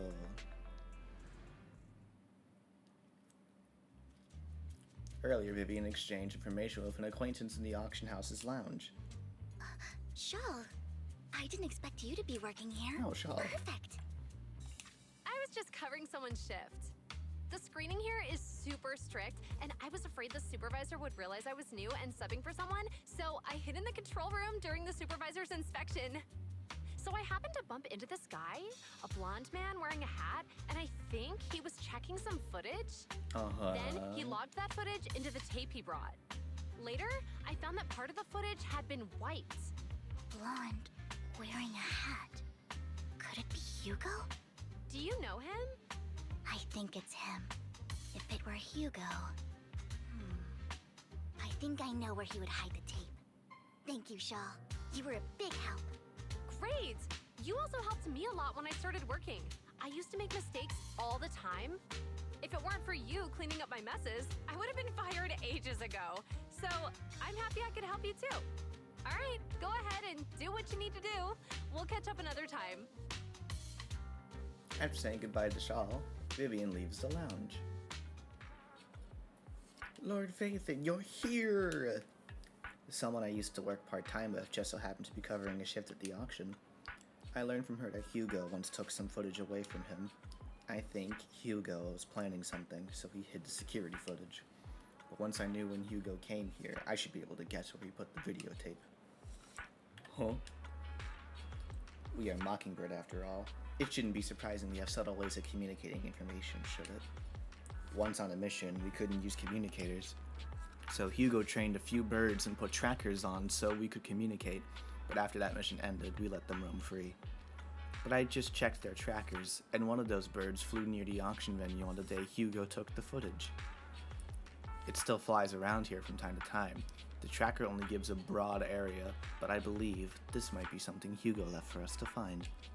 If I'm not mistaken, the videotape is hidden wherever the bird is.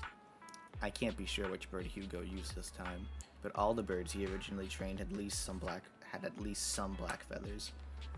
Lord Phaethon, let's split up and search the area. If you see a bird, you could send me a picture of it. I should be able to recognize it. Let's go. No pen. Don't go on a desk. No desk. No pen. No desk. No.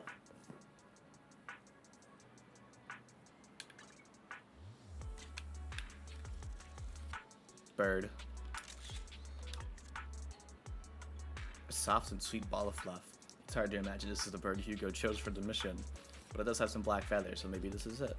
Either way, might as well take a photo and send it to Vivian. You get a negative answer, not that one. Oh hey, she's right here. Though it's cute, this isn't the bird Hugo trained. Let's keep searching, it must be around here.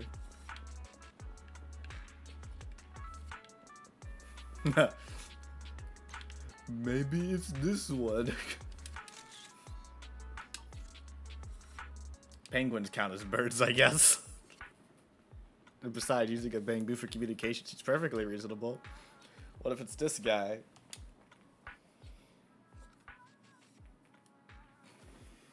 With a long set of ellipses.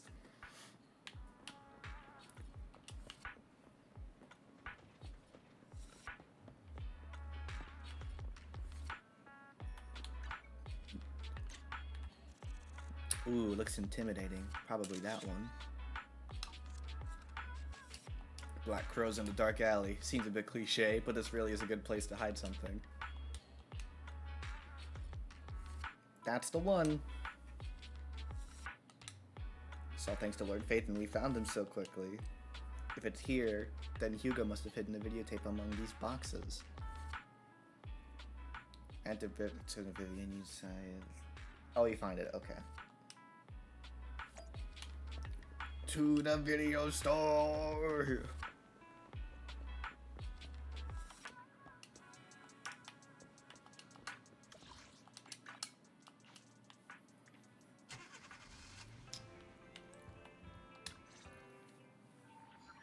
Barry repairs the videotape, and you watch the recording. The content leaves you shocked. It's a conversation between Hugo and Camille. If I'm not mistaken, you and Vivian share the same goal. Silence is no good for negotiation. I just don't want Dina to reach a point of no return. Hasn't she already reached that point with what she's doing? The formula for the Landon serum was lost, but a batch survived, and Dina was able to develop a substance that can be used for mind control. She's trying to combine the two to make sacrifices that would obey human commands. Playing If the God. dormant sacrifice and the remaining Landon serum are destroyed, we can put an end to this. Dina's concoction can't create sacrifices on its own. And the sacrifice core? That belongs to the creator, not her. Although I find Landon's methods despicable, I can't deny that the Exaltists and the creator are leading us in the right direction. I just don't want Dina to spend her life trapped by her father's mistakes. I mean, no offense, but I find your protectiveness rather weird. I will confirm the location of the dormant sacrifice and find the chance to relay the information to you. I do not want any of my people to be going into danger.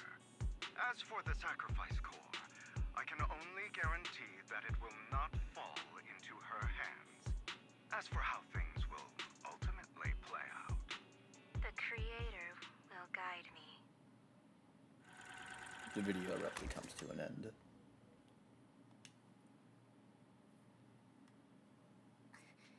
Camille was actually destroying the dormant sacrifice? Why has Hugo never mentioned this before? Now Camille's actions make sense. But why did Hugo never tell us? Hugo...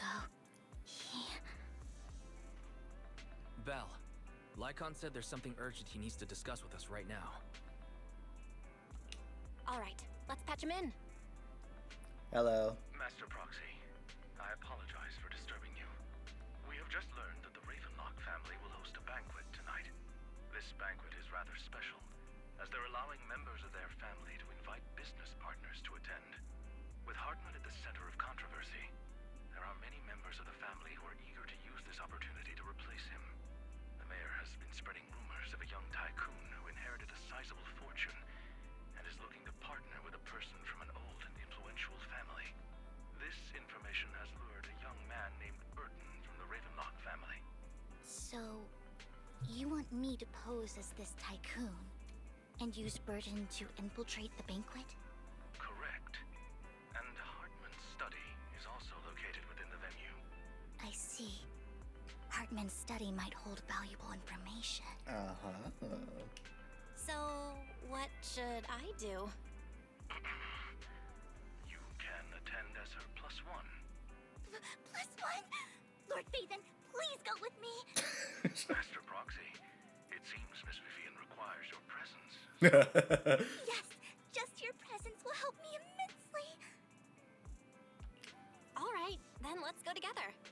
I'll send you the time and place for the meeting with Burton.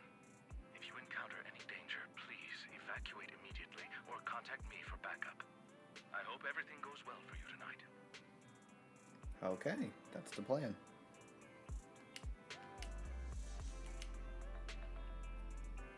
Anything I need to look out for? Don't worry, Lord Phaethon, just leave the socializing to me. I won't let any evildoers get close to you.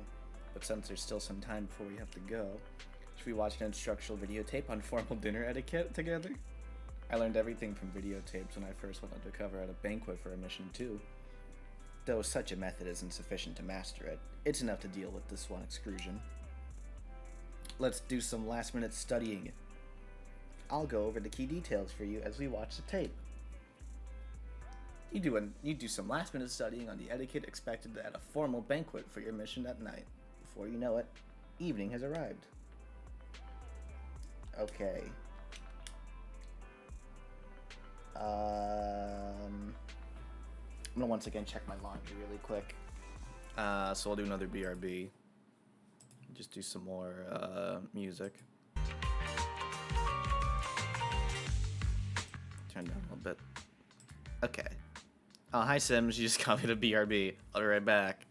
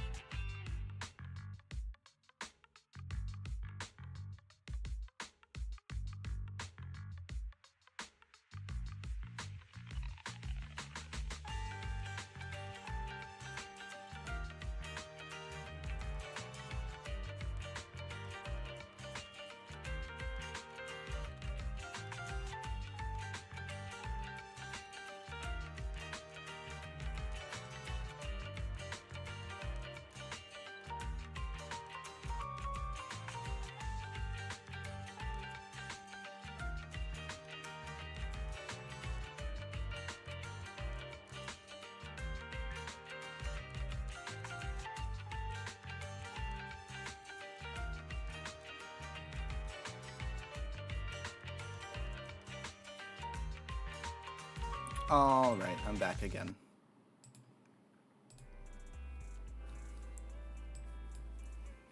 Laundry is good. Let's continue with the game. Let's go to the banquet.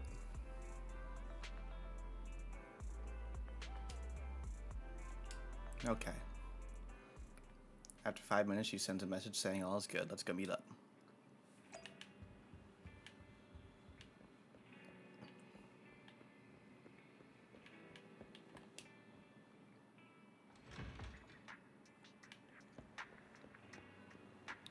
You must be Barton. Booze memes. You want me to find the meme? Sure, I can find something, I guess. Time to go through my Twitter feed.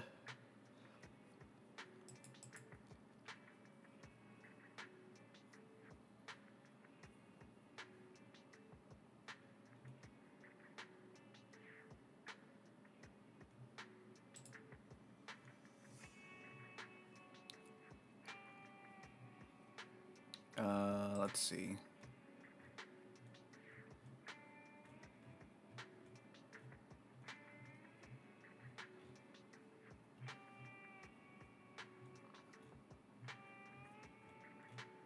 I gotta find a good one.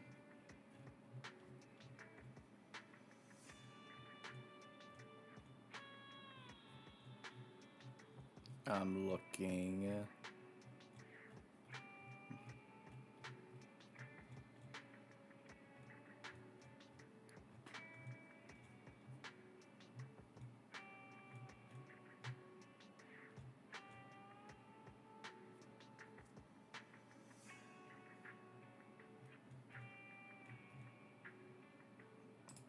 Alright, I got one. I'll just, mute the audio really quickly, and then,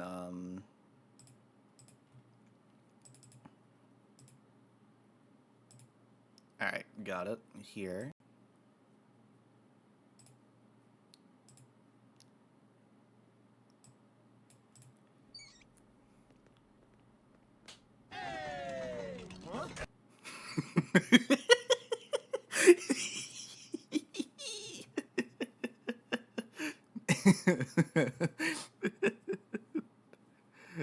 Alright, there you go.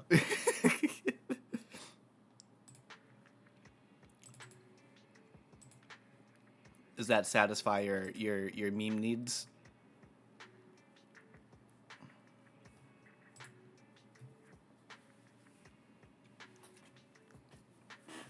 Okay, let's play the game.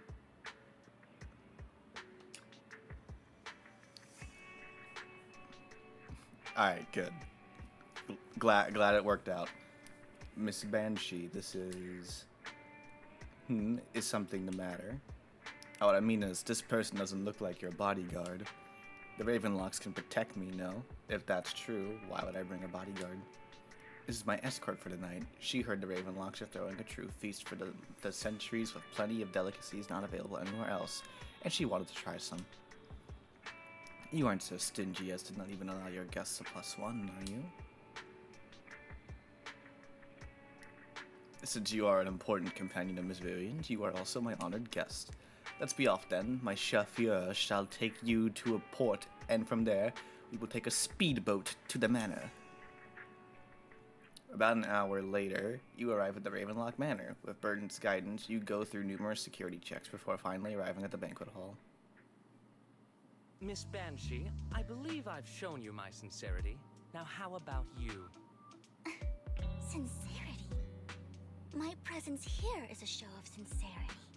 If we're to work together, Miss Banshee, you should drop your pretentious act. I am well aware of the ways of the Ravenlock family. If I were to come empty-handed, I probably wouldn't even be able to make it out the front door tonight.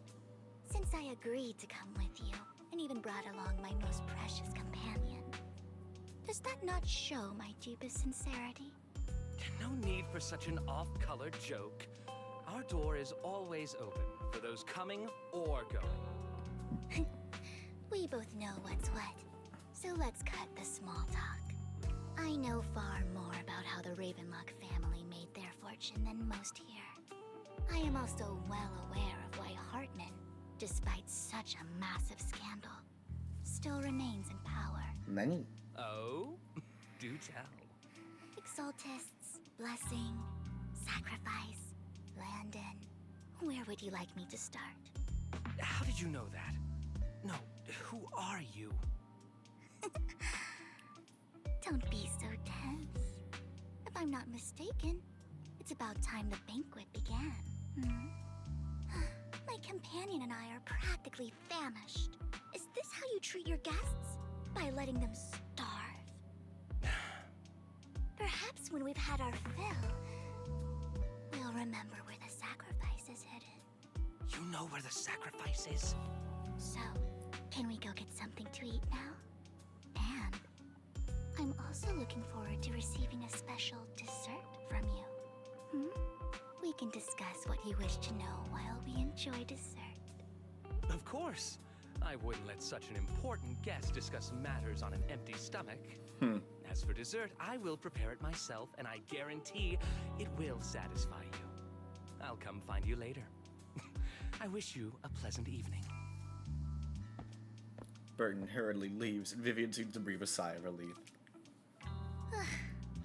These kinds of people are exhausting to deal with. I really don't know how Hugo used to put up with it. You were totally like a noble lady just now. Wow, you were so cool just now. Like a powerful, noble lady. You sent Burton packing with just a few words. It's just some techniques Hugo taught me. Like that dessert I mentioned. It means I want them to offer more if they want to come to an accord. Fortunately, that old fox Hartman is terrified of losing power. He's definitely keeping the destruction of the sacrifice and the fact that the sacrifice core is fake hidden from the other family members. Otherwise, Burton wouldn't have been so willing to raise his offer. Lord Phaethon, let's find Hartman's study when the banquet is at its busiest. All right, I've already taken note of the surrounding terrain. Once more people arrive, we'll enter the garden through the door in the corner of the banquet hall. Wherever you go, I'll follow, Lord Phaethon. In accordance with the plan, you head deep into the manor after sneaking out of the banquet hall with Vivian. It doesn't take long to reach Hartman's study, and with a gentle push, the door actually opened. Isn't this going a bit too well?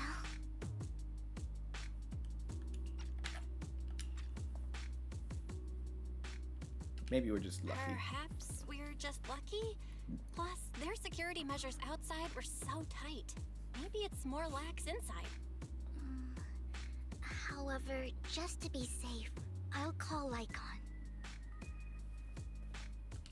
Let's check Hartman's recent correspondences for clues. I still have concerns about the sacrifice core. Right. Though the core he gave Dina was fake, Hartman might have left a trick up his sleeve and hid the real one. Then let's split up. Scooby-Doo it. You and Vivian search through Hartman's office for a while, but find nothing.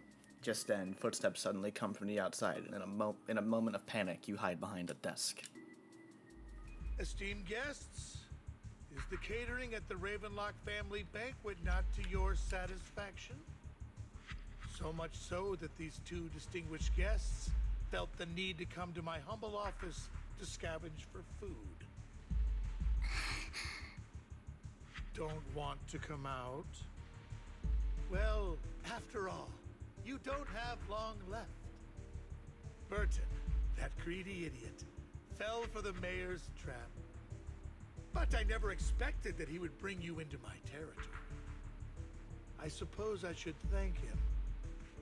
Otherwise, I would have had to go to great lengths to eliminate you. Vivian, Phaethon, give Hugo my regards. Tell him I shall be taking the wealth and power of the Ravenlock family for myself. You bitch. Hartman raises his gun, aiming at the desk, yet there is no gunshot. With a clink of metal, a familiar voice comes. The bullet. How? Oh shit! Dear Uncle, Why must we be so distant with one another? You can just tell me what you want to say directly. Hugo! Impossible! You're... Uncle, you must know a Ravenlock will never stop until they get what they want. Did you really think I would be defeated so soon? When I have yet to trample you into the dirt. You filthy bastard! You only know how to resort to these petty tricks! Petty tricks?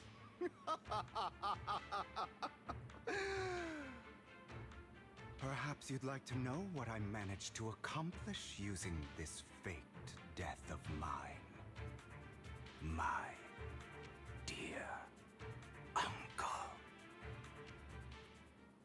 Oh shit. Shortly before. Faking my own death. Hope it's all worth the theatrics in the end. Go to where Lycon is. It was just to keep Hartman off my back, but maybe I went a little overboard. The manager must be pretty shaken up. I should apologize at some point.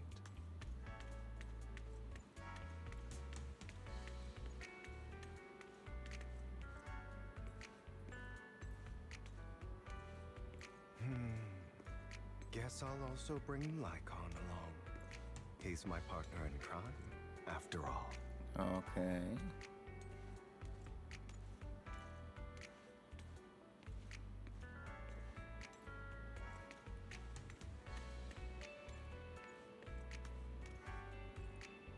You can always put the hand in his pocket. I love this man. Old friend. You're late. So strict. Spare me a moment to catch my breath, will you? You're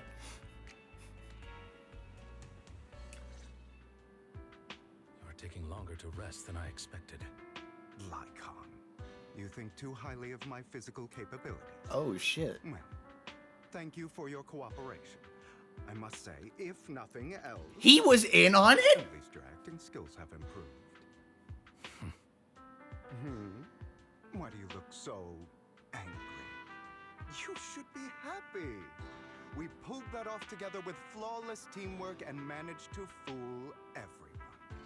Drop your foolish facade. I'm glad you still remember the code we set all those years ago. And thank you for ensuring your sleight of hand didn't deteriorate.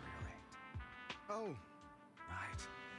I should also thank the blood bag hidden in my clothes and our other props. Do you remember when we last used this trick? It was probably ages ago. I can't believe he was in on it. Sometimes I really don't understand you. Have you never thought about what the consequences would be if I didn't understand your code? If I decided against helping you? Or if I just couldn't control my strength properly? You'd understand it. Of course, if things really did go awry, I had alternative plans. You wouldn't be so arrogant as to think I'd bet everything on you, would you? You're insane. No, I'm flattered. That's not at all what you So said, what okay? exactly is the purpose behind all this? Surely after going to such great lengths to erase your own existence, you don't just plan to hide here and reminisce about the past with me. Don't try to brush this off. I've already helped you enact your plan. Tell me the truth. Don't get your tail in a twist. I have more plans that require your assistance, so naturally I would not hide anything from you. Simply put, as things stand, whether as Hugo Vlad or as Mockingbird, I am doomed to die. Seems you've made quite a few enemies. As a member of the Ravenlock family, I negotiated with Edmund and managed to obtain resources from Tops for my future plans. I also confirmed what attitude they held toward your master, the Mayflower family. Meanwhile, I used my identity in Mockingbird to strike a deal with Hartman and gather information on their collaboration with the remnants of the Exaltists. That's where I got my intel on what Bringer left. Oh, by the way, the crime declaration letter that your dear mayor received, That was also sent by yours truly. Oh. He's probably figured that out by now, right? Though I'm not sure if he told you. The mayor learned about the sacrifice attacks through his own means. It lacked an opportunity to take action. That warning letter was precisely what he needed. You aren't hopeless yet. How delightful. In short, I'm more well-informed than your lot because I get around, dealing with all these different important figures. But of course, it comes at a cost. It's only fair. After all, you can't hide the smoke from a wildfire. Rather than trying to carefully tame it and risk setting yourself alight, it's better to let it burn free. When I helped you put on your little act, killing you in front of everyone, you left the sacrifice core to Hartman. That was intentional too, then? Oh, yes. And it worked like a charm, didn't it? Now no one cares for me anymore, and all eyes are on Hartman. A perfect situation for keeping the Ravenlock family in check while dealing a cutting blow to the Exaltists behind them. Another crucial point is Vivian and Phaethon. I must sever any ties they have with me or Mockingbird. Although I feel bad for Phaethon about what happened, but it had to be done. That's the only way they would be safe, allowing the plan to continue. I noticed that you never turned your blade toward Master Proxy. So, those words you said back then were also... I will bloody my hands. I will carry the weight of my sins. I will become the Abyss. Obviously, it was all an act. My acting has always been impeccable, as you know. Hugo, you're taking such a tremendous risk. Why? Would you believe me if I said it's for justice? No. But unfortunately, it's not. I want revenge on the Ravenlock family. And I will make sure that despicable excuse for a human being, Hartman, suffers a slow, torturous end. Of course. I also promised Vivian that I would help her investigate the whole thing with the Exaltists. That's why they're working together, okay. You don't look too good. Is it your wounds? No. This is the first problem I plan to resolve. Lycon, do you have a place that is sufficiently discreet, quiet, and can take a lot of damage? Lycon leads Hugo to a small warehouse in Port Elpis. Hugo looks quite pleased with the place. After scanning the area, when he sits down in a chair, pulls out some rope, and ties himself up. What exactly are you doing? Don't look at me like that. If I didn't have to do this, I wouldn't. Hartman recently obtained a bizarre substance, most likely from those crazy Exaltists. After use, it allows control of the victim's mind, to some extent. You were dosed with it? To be more precise, Lycon, I deliberately allowed Hartman to put this drug in my cup to facilitate our previous collaboration. Hugo tells Lycon of what happened back in the private suite when he was negotiating with Hartman. The only reason Hartman agreed to work with him was because of this, because he had drugged that red liquid. After that, every time Hugo and Hartman met up, the latter would always add a small dose of that drug into Hugo's cup and then ask questions, attempting to glean information. After finding out about it, the good news is he gave me a very low dosage. Perhaps because he...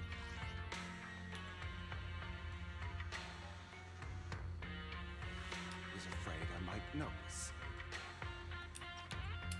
There's a different medication that can delay its onset, preventing me from actually being under his control. I simply need to put on a show in front of my dear uncle. The bad news is that currently there is no antidote. When I delay those effects, however, they will accumulate and erupt when my body reaches its limit. It may even break my mind. And that's exactly what's happening now. I need to endure those accumulated consequences. So, I will lock myself in this room for however long that takes. I've tied my limbs to prevent me from smashing this place or accidentally hurting myself. Anyway, after you leave, do not open this door, no matter what you hear. I recommend seeking professional medical assistance. This is advice I received from a doctor. Or are you saying you don't believe I can make it? So, Nikon, come find me here at the scheduled time. All you need to do is smile and await my victory. What if I want to stop you? You know you won't succeed.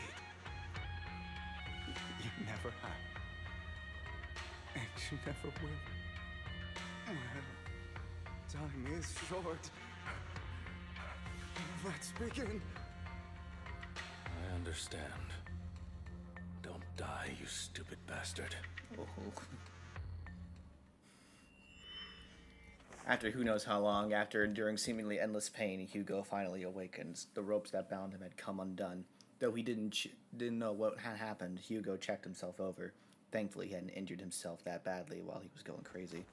After some time, Hugo straightens out his attire and tidies himself up, then opens the warehouse door. Is this because the side effects haven't worn off yet? Lycon's late. I'm surprised. Or is something wrong with time itself?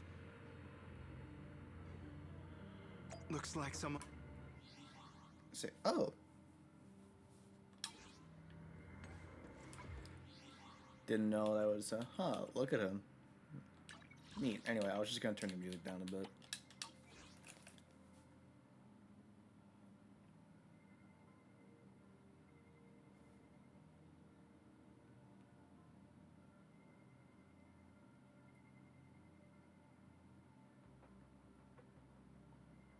He's hot.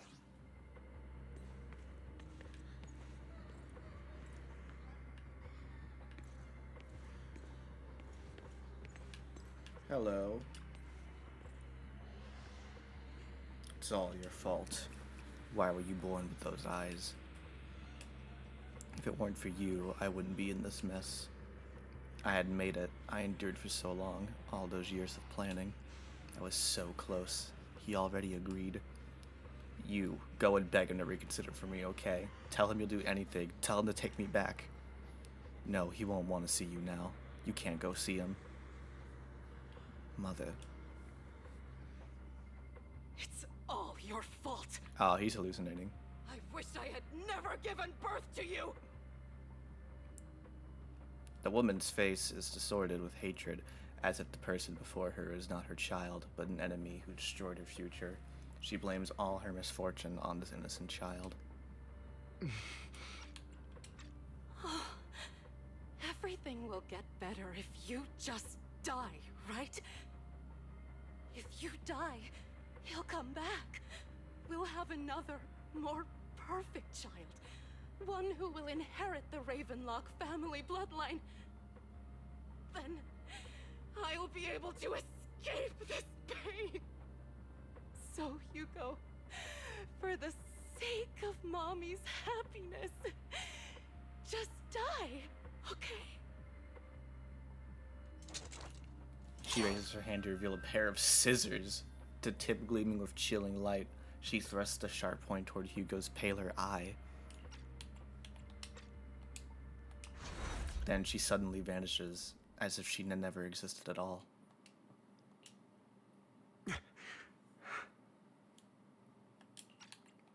Damn. So, I wasn't awake yet after all. That's because you don't want to wake up again. Who are you? I am you. Hidden deep within your heart. Your most true self. Hola, no habla en español. I am sorry. Anyway, You want to kill her, don't you? Your so-called mother. Every time she beat you without reason, when she tried to gouge out your eyes, when she sold you into that hell, laughing all the while. You wanted to be the one to end her life. Why not admit your hatred?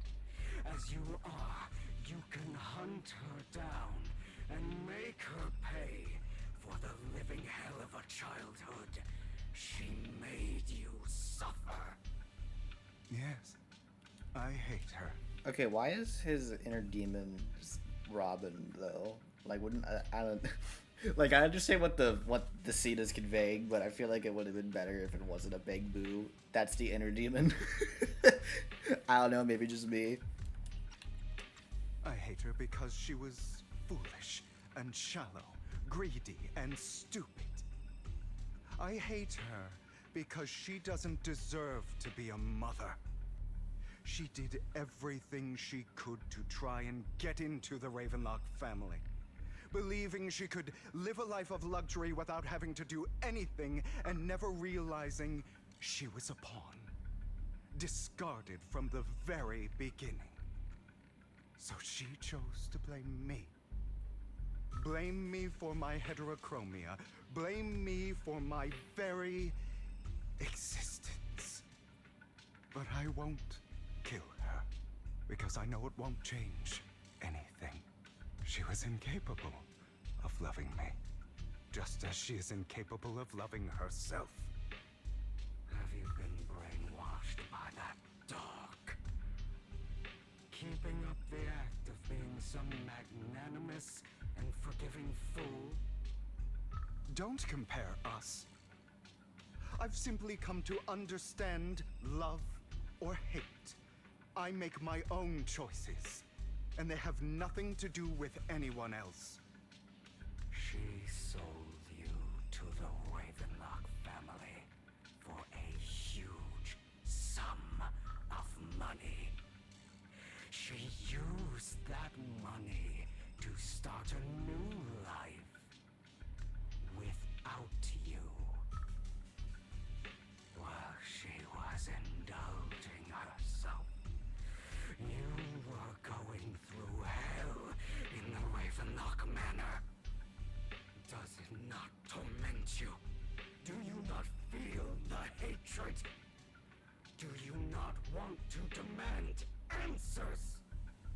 Kill her. Only by killing her can you be truly free. For a long time, I thought the same way. But now, well, I want to make a different choice. Stop lying to yourself. You never had a choice. This weak-minded thinking will only lead you to failure. Like before, you'll be nothing but a worm, trampled into the dirt by those so-called elites. Do you still not get it? This is how the world is, and always has been. Hesitate and you'll be the victim. If you don't grab your knife first, you'll end up being on the other end of the blade. If you want to change anything, you must first become the one who makes the rules. Just like that woman. The only reason she could treat us that way was because we were weak. So listen to me. Find that woman, kill her, and prove to this world your strength. It's what she deserves. forgive them. They don't deserve it. I'm not forgiving them. Or rather, I don't care about them. They don't even matter, at least not yet. You know, perhaps the person I hate the most, the one I truly cannot forgive, has never been someone else, but rather my weak, powerless past self who could do nothing but hide inside a closet and cry. Oh. I hate myself for having neither the strength nor the courage to resist. I hate myself for begging for so-called familial love, even after being treated so terribly. I hate that despite the pain of my wounds, I still hope to receive the carrot and not the stick. And that means you. Correct. So, I forgive you. I forgive myself. You'll regret this, fool. Your pretty words mean nothing. You will ultimately return here to me. After an intense bout of dizziness, Hugo awakes in the dark warehouse. The ropes that bound him had come undone at some point. Hugo takes a deep breath of a damp air and stands up. Hugo straightens out his attire and tidies himself up. Then he opens the warehouse door. I see. This is still an illusion. I wonder who's going to show up this time.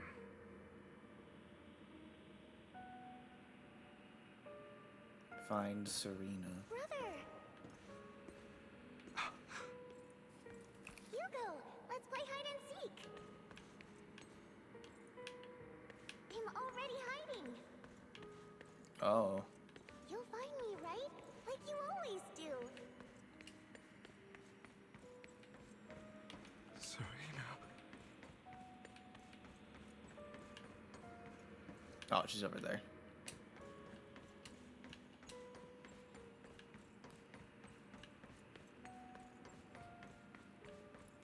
Serena is the sister that he killed, right?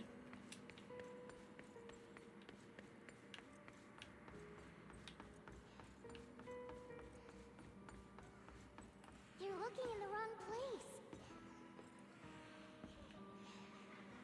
Oh, this is freaky. Even better hiding spot this time. Harder to find than any place you showed me.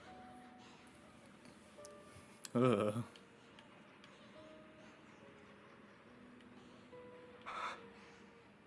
Hey, Hugo. Do you ever wonder why I had to die? Oh, man. It was because of me.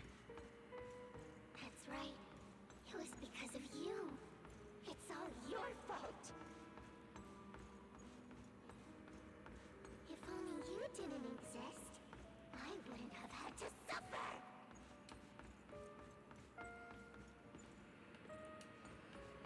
Oh, all the way over there.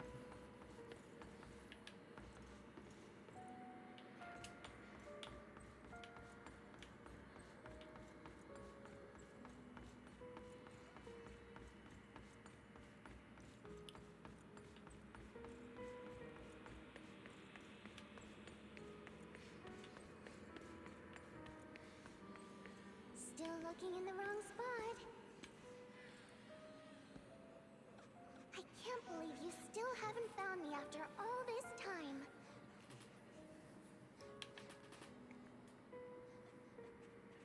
Have you forgotten about me?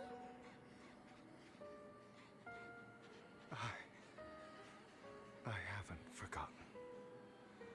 It's okay. I'll forgive you. I'll still be nice to you, just like before.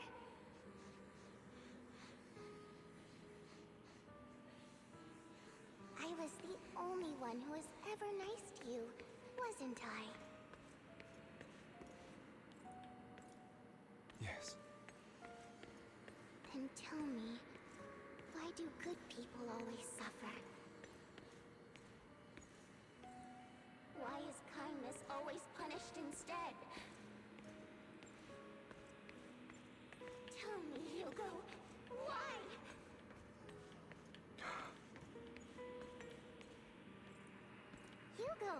Are you lost?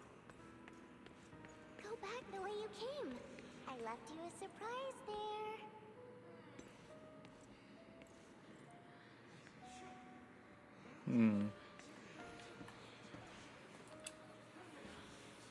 What a cruel bastard. As expected of a disgusting bastard. Lady Serena was so nice to him, yet how does he still have the nerve to stay in this house? They shouldn't have left him in front of the start. Filthy, lowly blood. Curses and insults encircle Hugo, piercing his skin like frozen knives. The mockery and rage form a wave. Oh, it just stopped. Form a wave that crashes through him, threatening to drown him. Then, as the cacophony reaches its peak, it goes silent. The air seems to congeal into silence, deep and oppressive.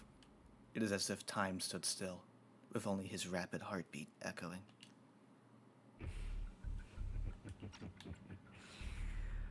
I told you that you would eventually return. We meet again, my friend. I told you, I am you. The side of you that you've always tried to deny existed. Of course. I know. This time it's about Serena. Right? Yes, your half-sister. And the only child in the Ravenlock family who was kind to you. Unfortunately, it was her kindness that led to her untimely death. It was my fault. I don't like the way you blame yourself. Because that means I'm to blame as well. And I don't think I did anything wrong. Your mother sold you to the Ravenlocks. And your father, he saw your talent and wanted to use you to push the other children into competing with each other. My brothers and sisters wanted to get rid of me from the moment they first saw me. In their eyes, you were no more than a slave. But Serena dared to treat you, a slave, as if you were human. And so, she was fated to die. They tried to kill me many times. But I was careful. I got crackers, I'm sorry. And they did not succeed. So they killed Serena, who was weaker, an easier target, and pinned everything on you. Serena died in your place. Those cruel brats thought that by reporting this to Father, they could use it to get rid of you, a rival who threatened their positions. Yet, not only did Father not blame you for the incident, he praised you for it. In this world, only the ruthless, cruel, and merciless can stand at the top. And that's exactly what you managed to live up to, no? You found a perfect opportunity thereafter to catch the ringleader of the group who framed you and almost beat him to death.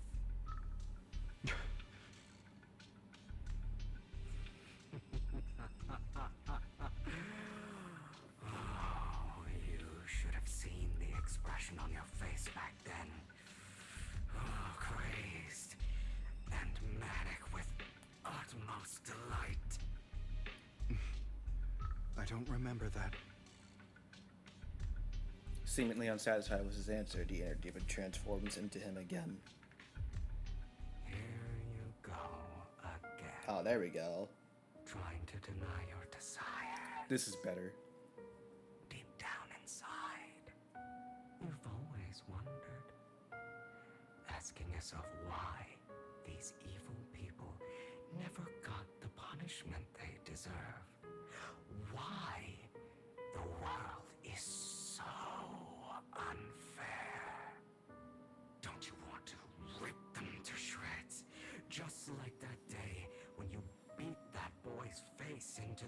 apart until he was barely recognizable. His disgusting blood staining your fists. Recall your exhilaration, your cathartic release of rage, that outpour of hatred. That victory belongs to you. You deserve it. Those brothers and sisters of mine are all dead. I cannot take revenge against the long deceased. They died by Hartman's hand, dying in the power struggle to become the Ravenlock family's heir, rather than by our side.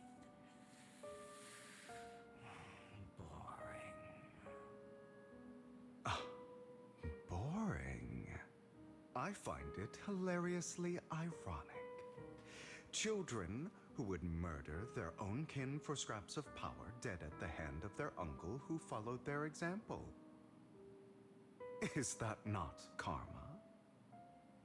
Power struggles pitting kin against each other, betrayal, suspicion, and hatred between people of the same blood. It's like a curse, written into the Ravenlock family's genes. Laughably stupid. Don't forget, my dear, that the same blood flows through your veins. As if to prove his words, the inner demon transformed into Hartman.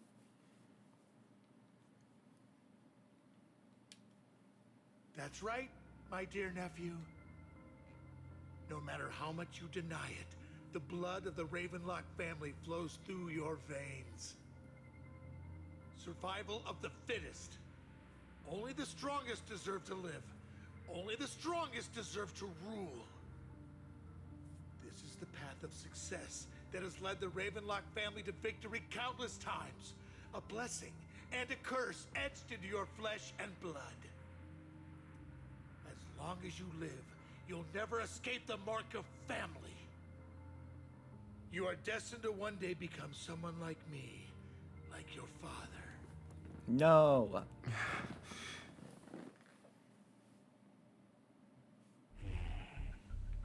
Is that fear I sense? I can see you trembling. Why does the Ravenlock bloodline terrify you so? I won't become like my father. Never. You won't become a failure like him. So relax. Our power eclipses him, and so does our ambition. So, do not deny your own desires. Do not resist your own ambition. This is the talent you were born with. The best gift fate has ever given you. Admit it. Deep within your heart lies a spark, yearning to ignite a raging inferno that will burn everything down. And I am that spark.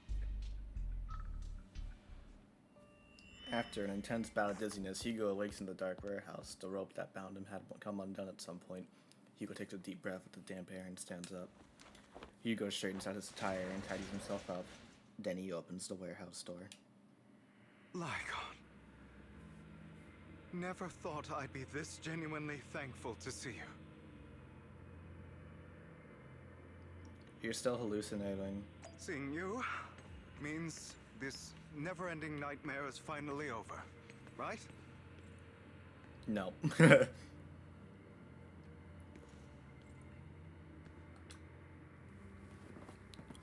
Why did you break our oath? Why did you use me? My eye and these legs, they were all your fault. You know, you are exactly like your father. I don't want to hear something like that from you. You have no idea what that man, my father, is really like. A person who stops at nothing for their own interests and ambitions. Just like what you're doing right now. And what do you think I'm doing this for? All of this was part of your plan. You knew where the Ravenlock family was going to be, so you set Mockingbird's target there. To seek revenge, you plotted to assassinate your own father, but he was too vigilant, and you failed. After almost being assassinated, your father was furious and locked everyone in the hall, but was unable to find the assassin.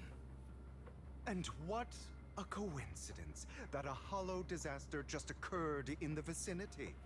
So he used it to eliminate all the unfamiliar faces there, turning them into victims of the hollow, an easy feat for the Ravenlock family. So, the one who killed innocents was my father, not me. You knew what choice an extremist like him would make. And you used the chaos to once again attempt an assassination. This time you succeeded. You killed your own father at the cost of innocent lives. Admit it, Hugo. You don't care about anyone else. The only thing you care about is your revenge. How is that any different from your father? Enough. I'm tired. I may hate him for betraying me, but he wouldn't say something like that. What? You aren't Lycon. You're the other me, hidden deep within my heart. Hugo takes a deep breath and slowly opens his eye. Lycon is gone, and in his place is that familiar figure. Without a doubt, he is still within an illusion. I've been waiting for you, my dear. Oh. It seems you've already grown accustomed to this place, even turning the tables on me. Just as you said, you are me, and I am you. There's no such thing as having an advantage over oneself. We are ultimately one and the same, forever inseparable. Then you should know what I want to say.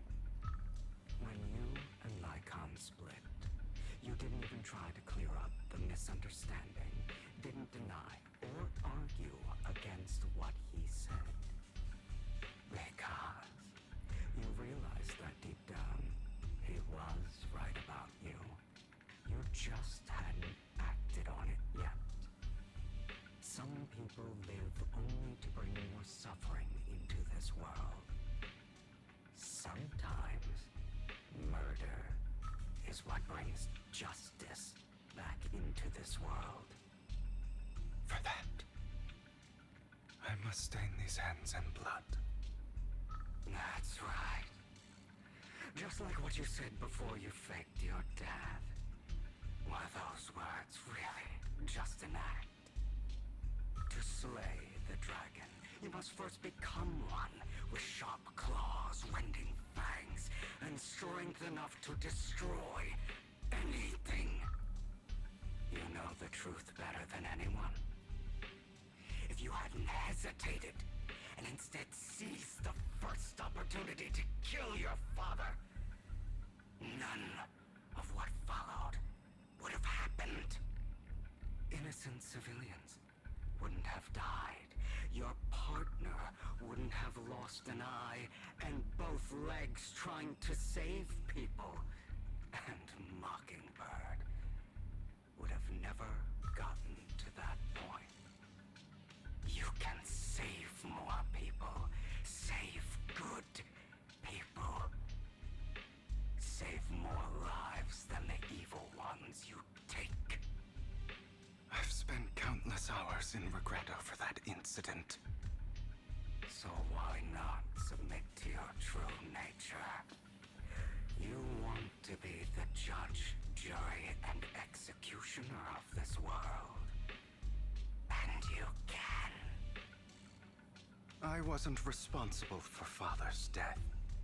The true mastermind is my uncle, Hartman. His schemes to kill the head of the family were all so he could take control. Mockingbird was simply unlucky enough to get caught up in it.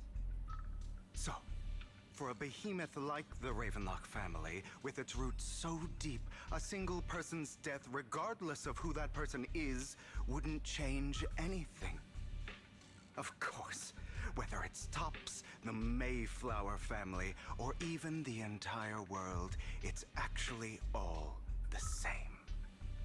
I refuse to be dragged down by pointless hatred any longer.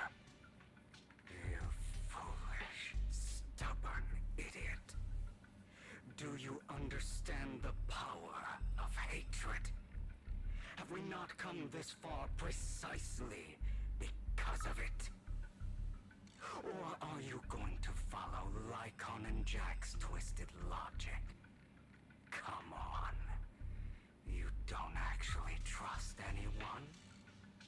Otherwise, why would you hide this whole scheme of faking your death from them?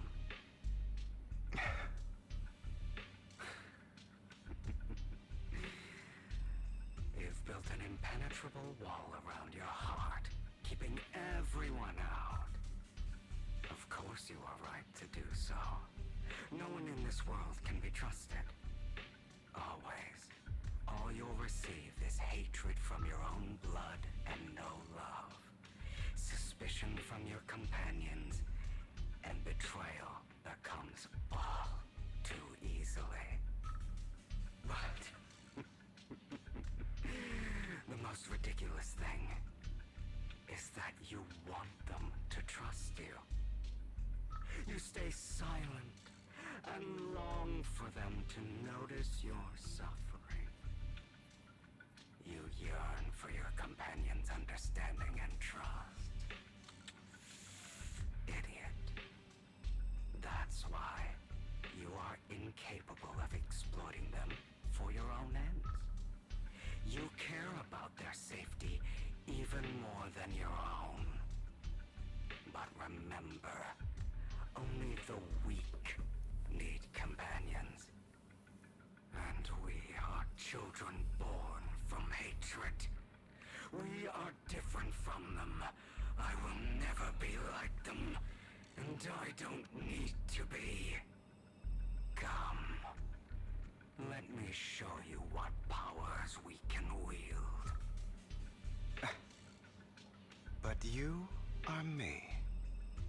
And I'll never lose to myself. Oh.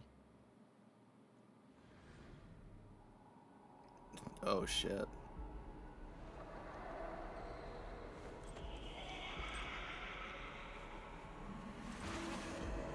Oh boy.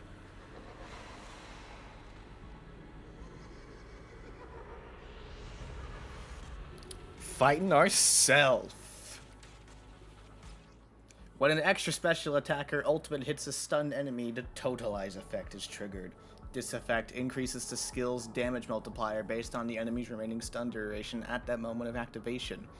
After triggering Totalize, the enemy will immediately recover from stun, and a certain amount of days will be inflicted based on remaining stun duration.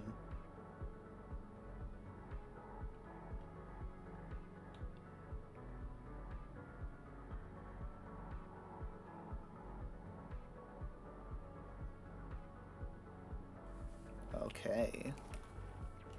Think about all the injustice.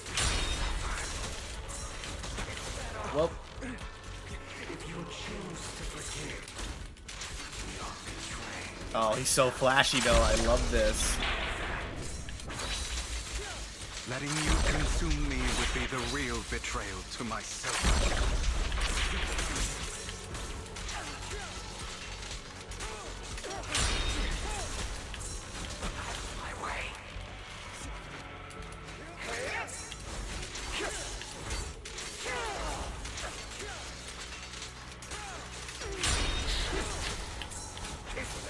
Whoop. Beg for mercy. Out of my way.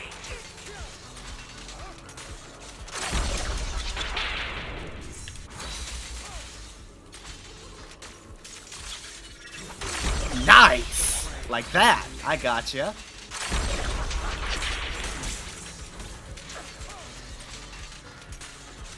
I already love this guy's playstyle so much. What happens if I... Okay, it just took nothing.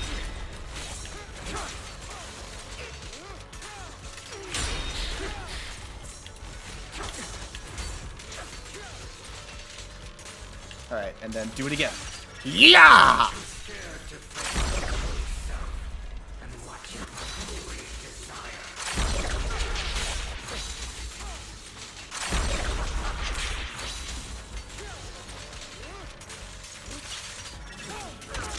Nice! Are you trying to kill me? You think you can just get rid of me? Without me, you are nothing. For what it's worth, thank you. Don't be afraid. You and I are inseparable. You're part of me, just as I am part of you. Fancy words won't change anything. No. It's not just platitudes. I finally understand now. Some pain only fades when it's seen, when it's accepted.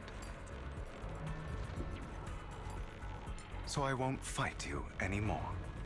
I won't hate myself anymore. Weakness, hatred, malice, strength, forgiveness, justice.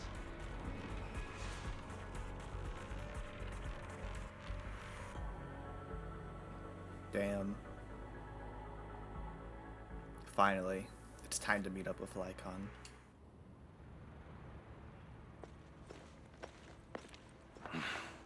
Hugo, it's time.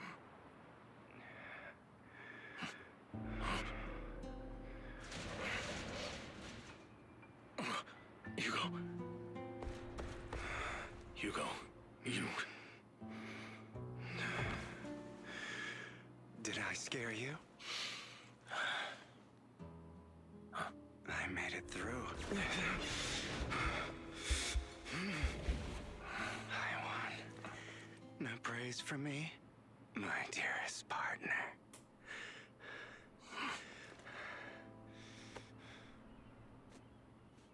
I love this game. It's so good. This is just like what I saw in my dream.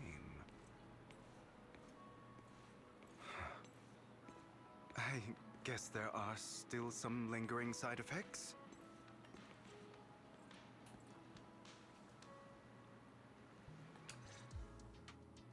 Ah, my former partner.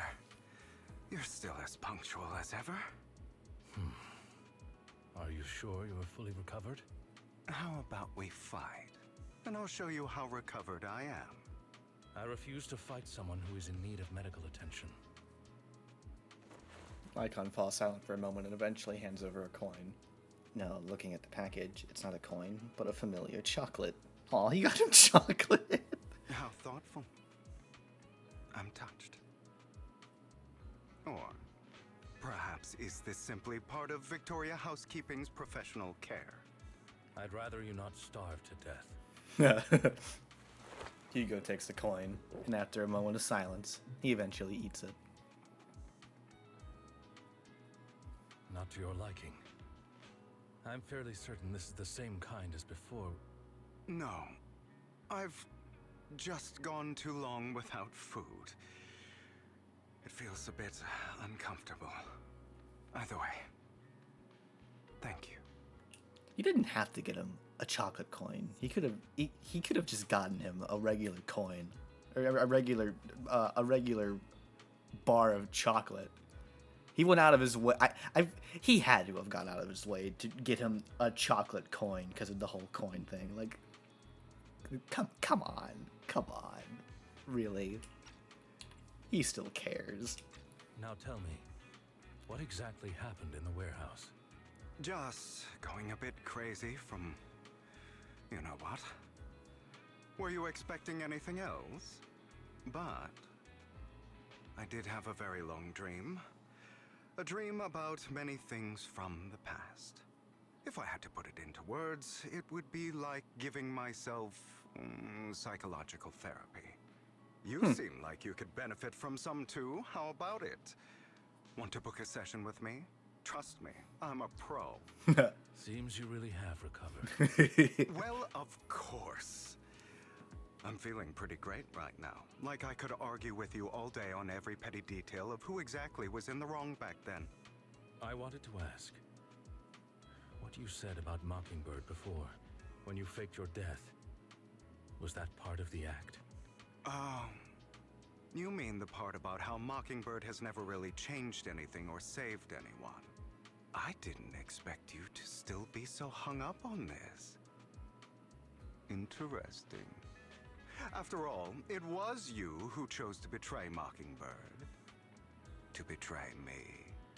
Just as I said before, I never considered Mockingbird a failure. Perhaps Mockingbird deviated from its origins, but it has its value. You shouldn't reject the things you've done. Or Mockingbird. I have contemplated this before. Yes.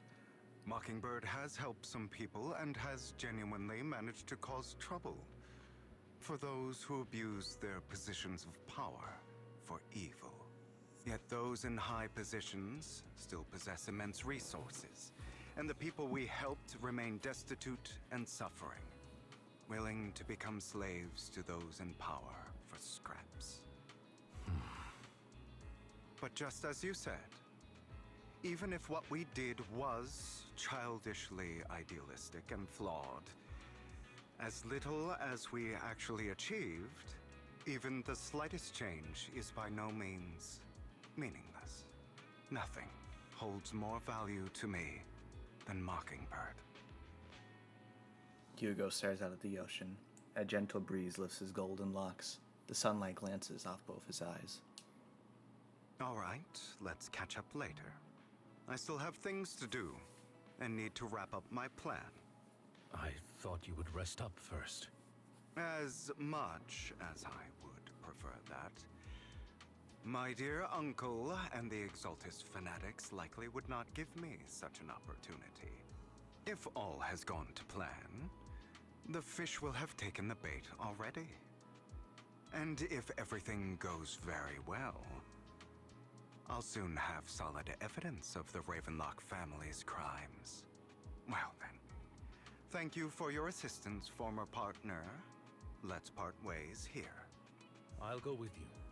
Lycon, surely you don't think that because I just recovered, I'm too weak to deal with those useless fools. Hartman's actions will disturb the safety of New Eridu. As I serve the mayor, I should intervene. Very well, whatever. Yeah, the boys are back together And again. don't slow me down. Before that, don't you have something to tell me? What do you mean? Don't play coy with me. I know you're not spilling your whole plan. So, you kicked things off by approaching Edmund from the top's big shots. How did you manage to sweet talk them? I am a bit of an illegitimate child. But let me do a double take. I am a bit of an illegitimate child, but I still have that Ravenlock family blood running through my veins. Funny enough, this Lord Edmund thinks direct lineage is way more noble than the side branches, which is absolutely laughable. So, I played his arrogance to my advantage. And let's be real, I had some juicy intel to swap with those high rollers, but that's Mockingbird's secrets, so I can't let any outsiders in on it. Was the sacrifice core from the mayor's lab your handiwork too? You could say that. The security there is no joke, so I had to leverage Tops for some extra intel. After all, as you know, they've got plenty of moles planted next to your mayor. And it was you who threw the sacrifice core up for auction? to lure in the Exaltists. You knew they'd be all over it. Yep, I embedded the sacrifice core right into the robe of heroes. They actually matched pretty nicely, don't you think? Classic you. I heard that after the auction, they found a stash of counterfeit Denny's. Feel free to take wild guesses, but honestly, I think those Denny's would rather be out in the wild than sitting in those hoity-toity accounts. Then you found Hartman and talked him into a partnership, getting your hands on more intel on the sacrifice and the Exaltists. After that, you shot that crime warning letter to the mayor, giving the city a legit reason to spring into action. Yep, that was spot on. Look at you, a real genius over here. In the end, you faked your own death to pull yourself out of the mess, and you used the whole show to redirect everyone's attention to Hartman and the Ravenlocks, keeping the Exaltists on their toes. Hold on a sec. If that's all there is, why did you let Hartman slip you the drug? I mean, you'd have a way to dodge that kind of thing. Lycon, I've got something I've been keeping under wraps. Actually, I've teamed up with your beloved mayor. What? When it comes to stopping the Exaltists, the mayor and I are on the same wavelength, so we can totally collaborate. What you should be wondering is why he didn't clue you in on this. The mayor must have his own reasons. If you can convince yourself on that, more power to you. Just know, if you ever want to swing back to Mockingbird, you can come beg me. I'll make sure to turn you down gracefully. Alright, enough chit-chat. We've got bigger things to deal with.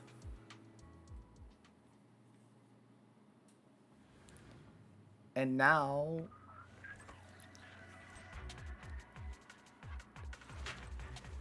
I love that. I'm sure you've heard about the missing workers from companies. They're working together. Family too. Yes! Hold on, I have to open up the PNG tuber shot so I can go, yeah, they're working together. I know where they are. In position. As you wish. I'm not opposed to working with you. There we go. What a coincidence. Oh, what a coincidence. Say no more. At your service. Only for Master Proxy. Only for Master Proxy. What? Can't handle it?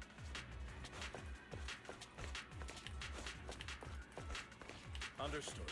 I'm here. I'm not opposed to working with you. Oh, what a coincidence. That's funny.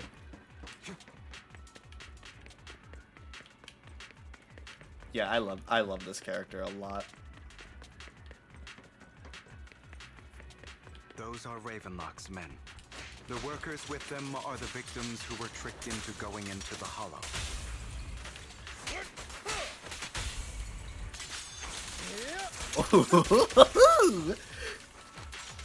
Come on, let's get them out of here.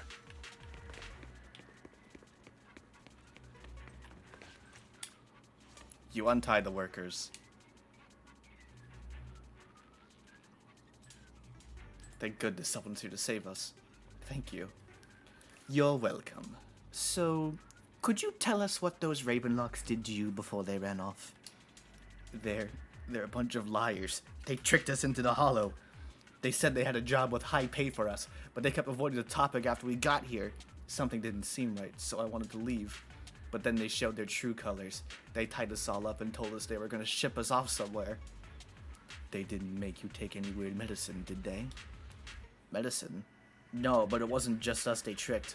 Another group went that way. I see. Here, take this carrot. There's an exit nearby. You should get out of here as soon as possible. I can't thank you enough. Let's go, Hugo. We must save the rest of them. You sure are eager. It's hard to differentiate those two voices because they're so bunch so of posh. nobodies. Annoying as hell. Kill them! You're welcome to try.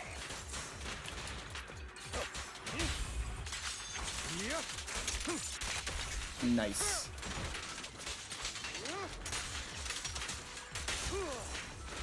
In position.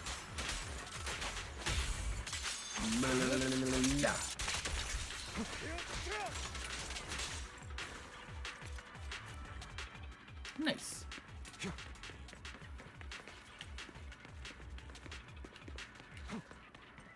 More workers here. And quite a lot of them.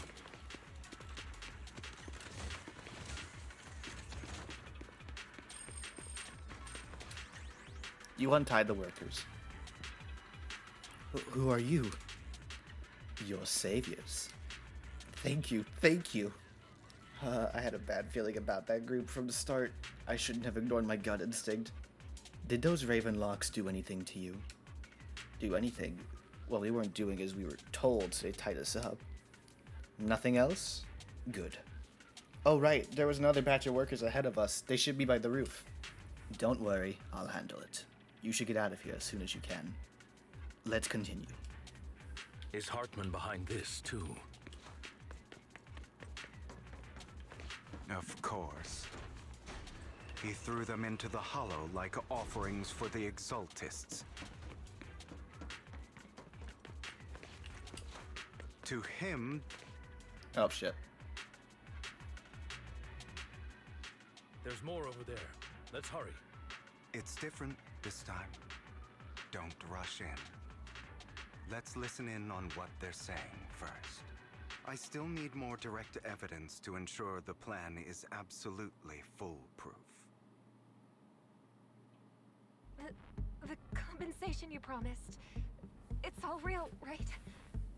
All we have to do is follow you into the hollow for some simple tasks, and you'll give us a huge sum of dennies. Sounds real suspicious. Shut your trap. You keep yapping and asking questions. If this is all so suspicious, why were you so eager to sign up for it? Because I don't have a choice. My daughter was previously caught in the hollow disaster and suffered severe corruption. The treatment costs have completely drained our family's savings. So that's why... It's the same for me. A serious illness at a senior age. I need the money. Who would risk taking a job like this unless they were desperate? I'll do it. No matter how suspicious. As long as I can get paid, I'll do anything. Even risk my life. Wait, you people from the Ravenlock family, you're part of a big company in Tops. You wouldn't go back on your word, right? Yeah, they would do that. Don't worry, you'll get every denny you were promised. But before we start, you all need to take this medicine first. A fierce man pulls out a bunch of white pills and gives one to each worker. Another Ravenlock family member seems a bit doubtful and leans in to whisper. Bro, should we really be doing this already? These workers keep talking. We're wasting time like this. And the sooner they take it, the sooner it'll be over. Consider it an early release for them. What? You didn't say anything about having to take pills before. Look, this is good stuff, all right? It'll increase your ether aptitude. There's tons of people who'd kill for something like this. Exactly! You'll be working in the hollow for several hours. This is essential medication. You have to take it before we continue. If you refuse, then you can forget about the job. Of course, you won't receive the compensation either. Lycon, what are you doing? Rescuing those workers, of course. There's clearly something off about those pills. We can't let them take them. Now is not the right time. As I said, we need more evidence to ensure the plan works. And as I said many years ago, you can't exploit innocence to achieve your goal. So that's how you see it. If that's not what you want me to think, then explain everything to me. All right. It's a little complicated, but simply put, these workers will be fine. Of course, it's your choice to trust me or not. But if you try to rush in, I will stop you. I trust you. Meanwhile, the workers have also made their decision, except for the talkative worker. Most of them swallowed the pills. That's when the arrogant Ravenlock family member finally reveals his true nature, saying you'd think I'd let you run while forcibly shoving the pill into the worker's mouth. After clearly capturing everything, Hugo lets out a sigh of relief. All right. That's the evidence. Now we can go and beat them into the ground as much as you want. Finally, some action. Don't forget, you owe me an explanation. Also, don't overdo it and kill them, even if they're the worst of the Ravenlock family. All right, Your Holiness, Saint Lycon. Let's go beat people up. Who the hell are you? Why don't you take a guess? We're the ones here to stop you.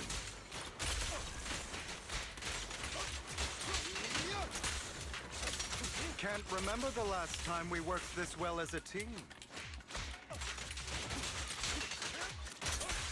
Nice. Your legs? How are they feeling? I'm fine. Joseph, to be honest, I think I prefer the way you used to fight.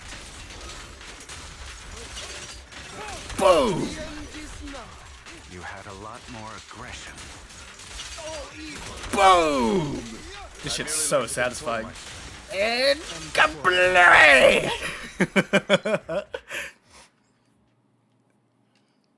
The two defeat the Ravenlock family members. God damn it! Who the hell are you? How dare you mess with the Ravenlock family? Ravenlock. Savor the name while you can, for it will soon cease to exist.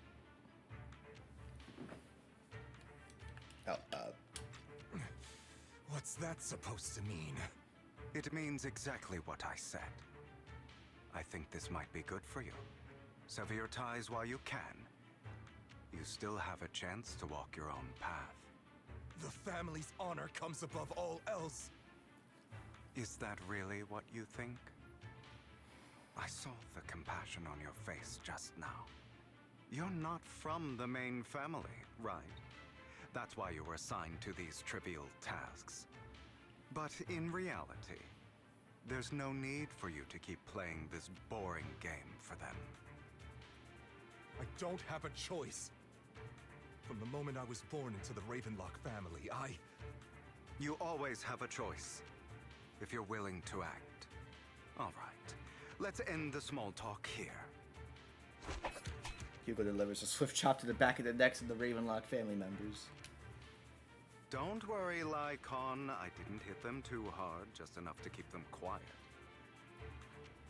How's that? My acting's pretty good, right? As always, a certain someone should take some lessons from you. I'll leave the rest to you then. Okie dokie.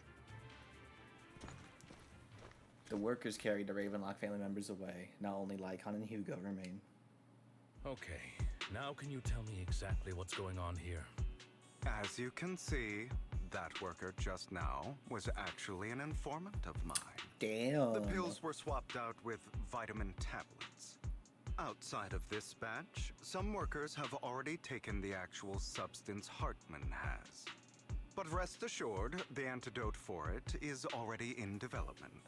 I found the best in the field to help, and with the data I collected before, we should have results soon. I wanted to ask. The reason you decided to lock yourself in a room and endure the effects of the drug, besides getting evidence, it was also to collect data on this drug in order to create an antidote, correct? Oh. It seems you're not completely beyond hope. I thought you were just being stubborn. Sometimes I wonder if you know me at all. Then, I have one last question. Why did you never tell me any of this back then? The truth is, I heard everything. That entire conversation between you and Jack. Before he passed away in that small attic. When Jack called you aside and gave you those warnings. When he told me you might go down the wrong path? That's right. You never said anything. What would I even do? Scream and rage over your suspicions, or get on my knees and beg for you to trust me? You know there's no way I'd allow myself to do such a thing. Besides, back then, even I was confused about myself. Oh, Jack, he... It's all in the past. You don't need to explain anything to me. Enough. We should get going. If we're going to reminisce over the past, we should find a more suitable location. After leaving the Hollow, the two arrive at a place with nice scenery. Nikon? That incident back then. I didn't do it. It was a scheme Hartman devised to take over the family. It was Hartman who killed my father, too. I only discovered the truth long after the fact. I did indeed attack my father, and I thought he was dead. But he wasn't. I couldn't kill him. And even before that, if I hadn't hesitated, none of what followed would have happened. Even now, I still think they deserve death. But I no longer care to personally deliver that fate. They're beneath me. And I have more important things to do. You... I know we may never agree on that point, Lycon. I once wanted to fight against those ugly truths that defined me, but I discovered that the more I rejected them, the more painful it became. So, I could only accept that crazed, hateful, and malicious side of myself. As long as I know I will never become like my father, like Hartman, that is enough for me. You've changed. But I think that might be a good thing. Don't patronize me. You've changed a lot too, compared to before. I still disagree with Jack's words, and I won't forgive your betrayal. I will walk the path I believe is right, even if I must tread over thorns and through the mud. But I will also allow you to walk your own path, Lycon. Should I say thank you? You're welcome. Come to think of it, we haven't talked about your legs and eye. It was just an accident, not your fault. I'm doing well now. I hope you are too. On the contrary, perhaps I should be the one apologizing. I misjudged you. I used to think you wanted power, that everything you did was for your own ambitions. I thought you wanted the power to pass judgment on all in this world, like a god. I am a god. I am my own god. Or you could say that in this world, everyone is their own god. There are many things that we are powerless to change. But there are also many choices we can make. Just as I said before, I am the only one who can kill me or save me. I'm glad you think that way. Let's go. I still have one last thing to do. To witness the end of Ravenlock. I love this game.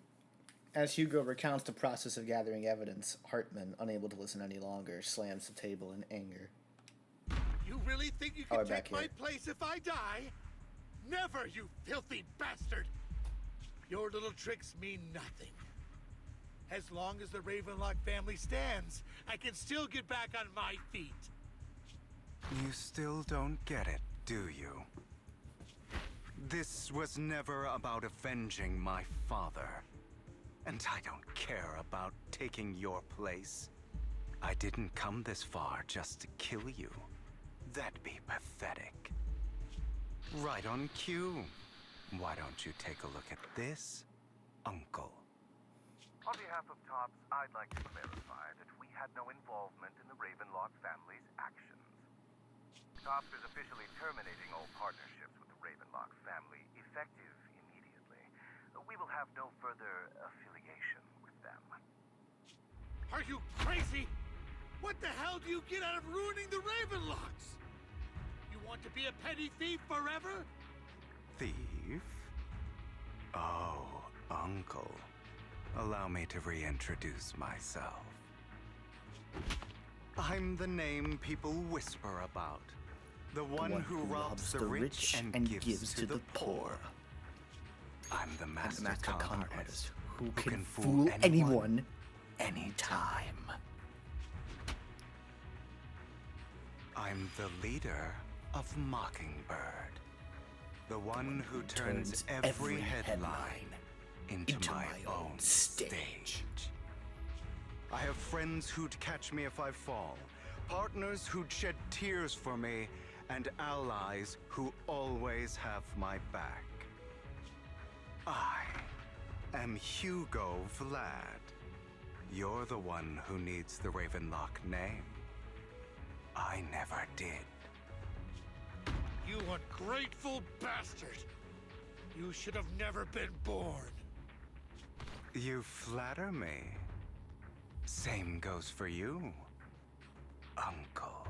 Damn. You leave the Ravenlock Manor on Hugo's speedboat. After reaching Port Elpis, you all wait for Lycon to arrive. You've done well, Vivian. You had better give me an explanation. And here I thought this would be a touching reunion. What's with all the anger? Oh, I don't know. Who thought Hugo, you I'm a member Who of thought you Mockingbird died? too, and I mourned your death. Listen, Vivian. I don't want you or the people you cherish to get caught up in danger because of me. I've always been selfish, so I don't hesitate to use you all as variables in my plans. But it is because I am selfish that I also don't want my failures to affect my treasured companions. In any case, if you were in the same position, would you not make the same decisions? Lycon's taking care of everything outside. We should go. Also, Belle, thank you. And I'm sorry for the whole act where I threatened you. It was the only way for Hartman to drop his guard against you and leave you be. I, Hugo Vlad, am forever indebted to you. Aww. With Lycon's assistance, you successfully leave the Ravenlock family manor and return to the video store. Master Proxy, although it is late, there is some important intel that I must give you now. So, Lycon, you knew about Hugo's plan to fake his death? I was simply playing along. After all, I could not determine whether Hugo's plan would pose a threat to you. You are a student of the mayor's late friend, and I am obligated to protect you. You still have that habit of finding awkward excuses when you're embarrassed. Mr. Hugo Vlad, if you have any important intelligence to share, please do so with haste. I need to return to rest before midnight. You two sure are close. For the sake of a certain old fossil's sleep schedule, I'll keep it brief. I learned from Camille that Dina intends to embed the sacrifice core into the sacrifice. Apparently, it will make the sacrifice much stronger. Sacrifices created this way will not retain their minds and will indiscriminately attack all living beings, including their creator. So the Exaltists don't do this. It would bring them no benefit. but then they Dina's can't control concoction them. can control people's minds.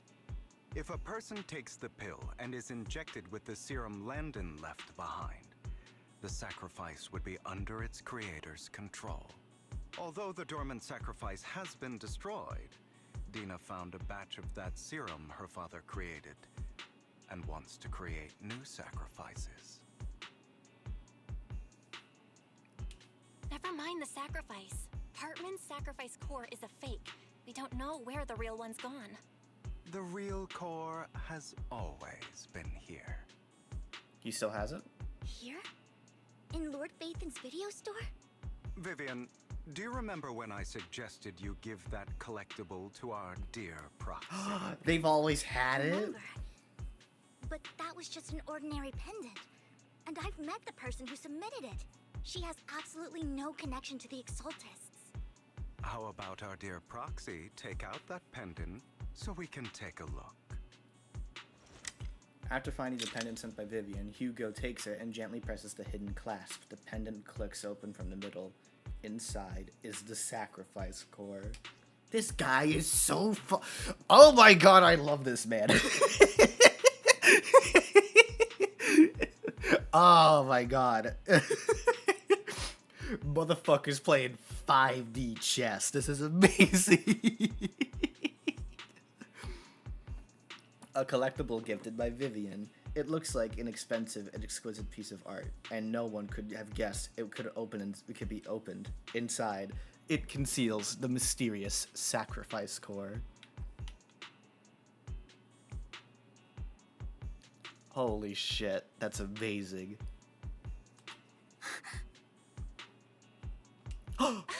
Oh! I'll take your surprised expressions as a compliment for my little trick.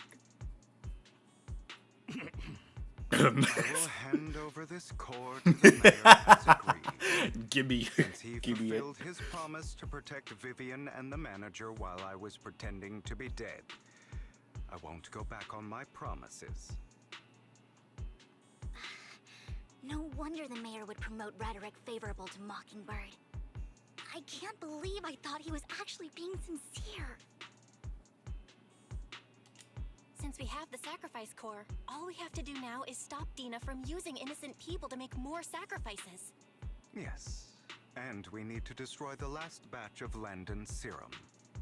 Hopefully with no options left, Dina will give up her obsession. All right, that's the important stuff. I'm going to go and confirm where Landon's serum's been stashed. I'll contact you again once I have something.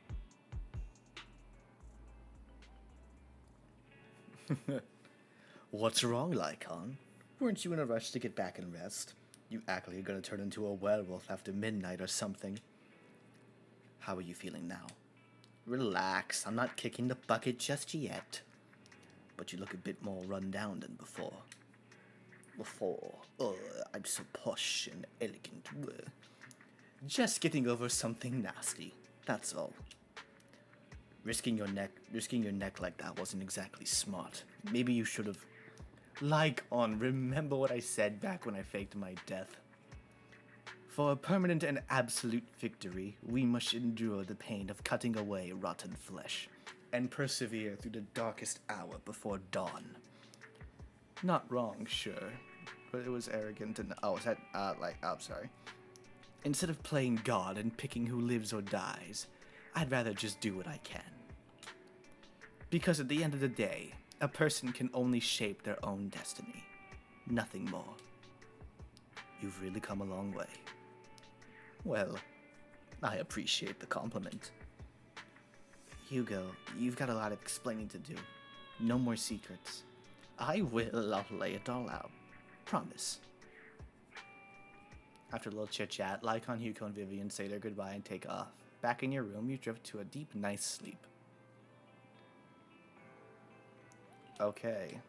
Found a large batch of when you sacrifice serum. He wants us to be their guide. He, Vivian, and Lycon will be heading into the Hollow with us to destroy the serum. And I'll use the HED system this time to head into the Hollow with you all. Then tell me when you're ready, and remember to bring Eos with you. We'll take another break to go check laundry. Another laundry break.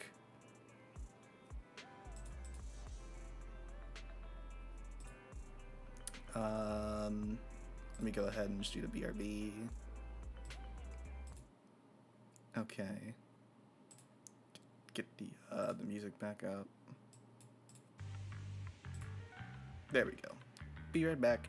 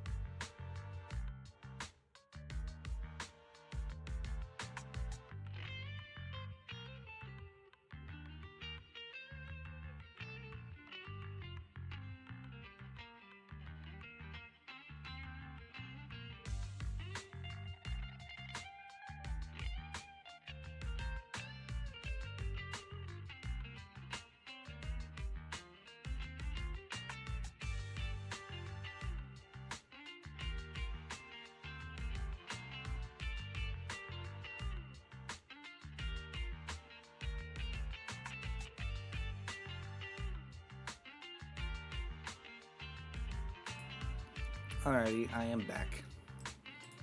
Let's go ahead and wrap up the story. We gotta be almost done, yeah? Let's go. I also got chocolate.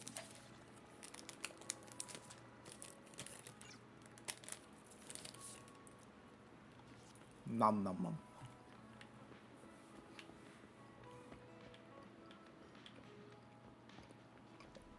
Oh, and this part of the port's open now. Look at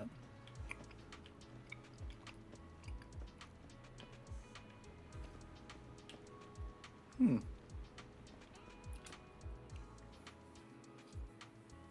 Dear managers, you're here. Having two Lord Phaethons leading the way, for me, must be the luckiest person alive. We'll be counting on you two, as, according to my intel, this is quite a large batch of serum. My guess is that Dino wouldn't put all the serum in one place, so we may need to split up. Just to be safe, we'll be counting on both of you to guide us. Once you're both ready, let's head into the Hollow. The team, let's go.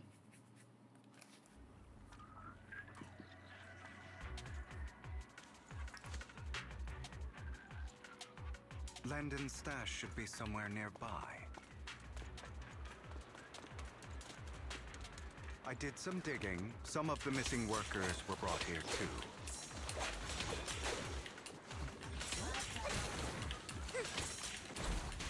Dina's getting ready to make her move. Don't worry, we'll clear them out.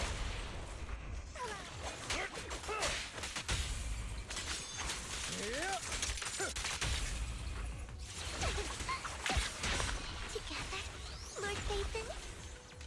There we go.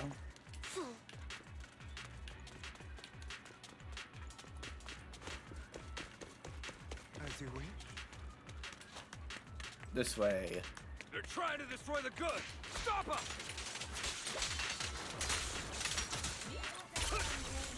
We need to take care of the guards first.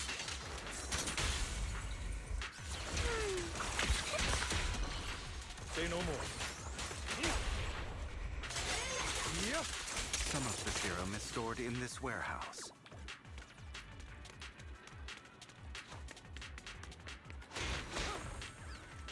You're not taking anything from here. Hugo, get the guards first.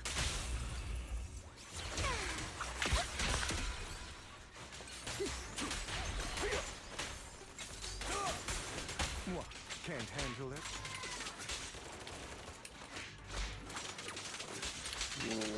What?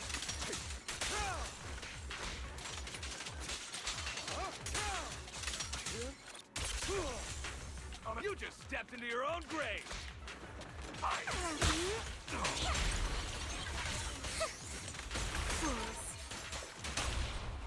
I'll write the ending to your nightmare. Say no more.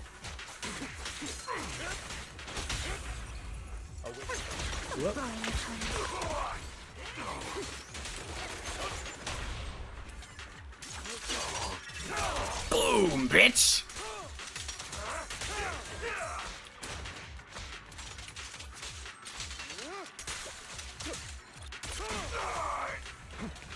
Out of my way! Oh, I just feel like we're destroying things. Move it! You wanna like come over here then? I'll take you! Move it!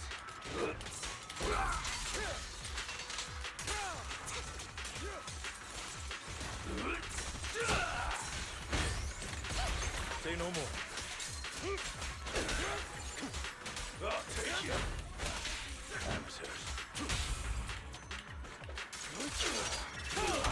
Let the party That does begin. so much damage. I love it. More of Landon's serum survives than expected. Fortunately, since they're still here, it means Dina hasn't executed the final step of her plan. There is likely a lot more stashed around here, and we have yet to locate the missing people. Our actions here won't go unnoticed. Perhaps they're making plans to deal with us on their side. With Landon and Dina's concoctions combined, she may be capable of creating a sacrifice that obeys her. If it comes to that, this will get far more troublesome. Let's split How up. about we split up? Hugo and Lycon will destroy what remains of the substance around here, and Vivian and I will go search elsewhere. Very well. Let's go with your plan. But be careful if you encounter Dina and her people. According to Camille, she's absolutely obsessed with completing her father's dying wish. Who knows what she may try? Let's part ways here for now. And perhaps the other manager could use EOS to guide us. Sure. I've been feeling better these past few days, so just follow me. It's only now that I realize how fortunate we are to have two Lord Faithins. Although, I feel like our work's doubled. In the past, Belle and I would only ever work on the same route. Greater power means more responsibility. Spider-Man. And in any case, I'm sure the mayor would be able to provide double compensation. He's a very generous person, after all. Right, Lycon? I will request additional compensation from the mayor. Compensation is just one aspect. It's one thing with Belle being in the Hollow in person, but now with us working on separate routes, I can't help but worry even more for her safety. Oh, but I trust in your abilities. I'm just not quite used to this. As they talk, Vivian stands behind them when suddenly sheds a tear as she gazes at them. She turns and quickly approaches the area when Landon's serum is sorted. Vivian recalls the tears she shed when looking at Phaethon and the destiny she saw then. This is the future I saw. Lord Phaethon. Uh-oh. Vivian closes her eyes as if making a decision, then grabs the vine. Sorry. Oh no. This time, I will make sure the future I saw does not come to pass. I don't want to bring you misfortune. That's all I wish for. Uh-oh. Don't touch me. Leave this to me, Lord Phaethon. Don't you know? Get my dress dirty and you'll pay.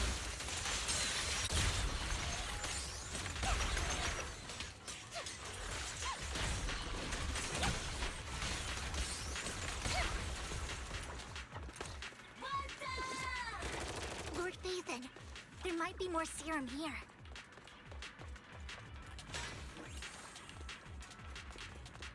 How dare you steal from Lady Dina! I'll try to go easy on you. No promises.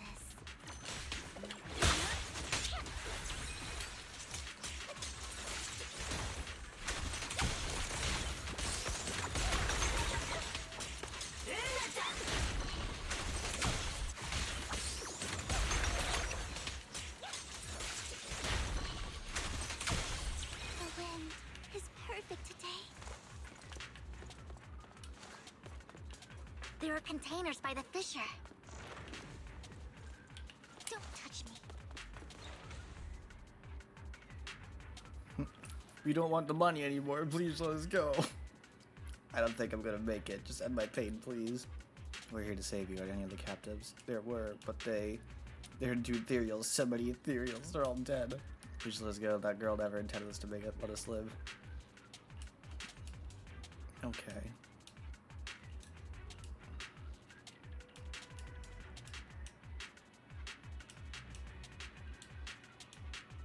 Okay. After contacting Hugo and Lycon, they quickly arrive. You eventually decide to have them first take the civilians to a safe place, while Vivian and you continue to search for any overlooked serum or victims.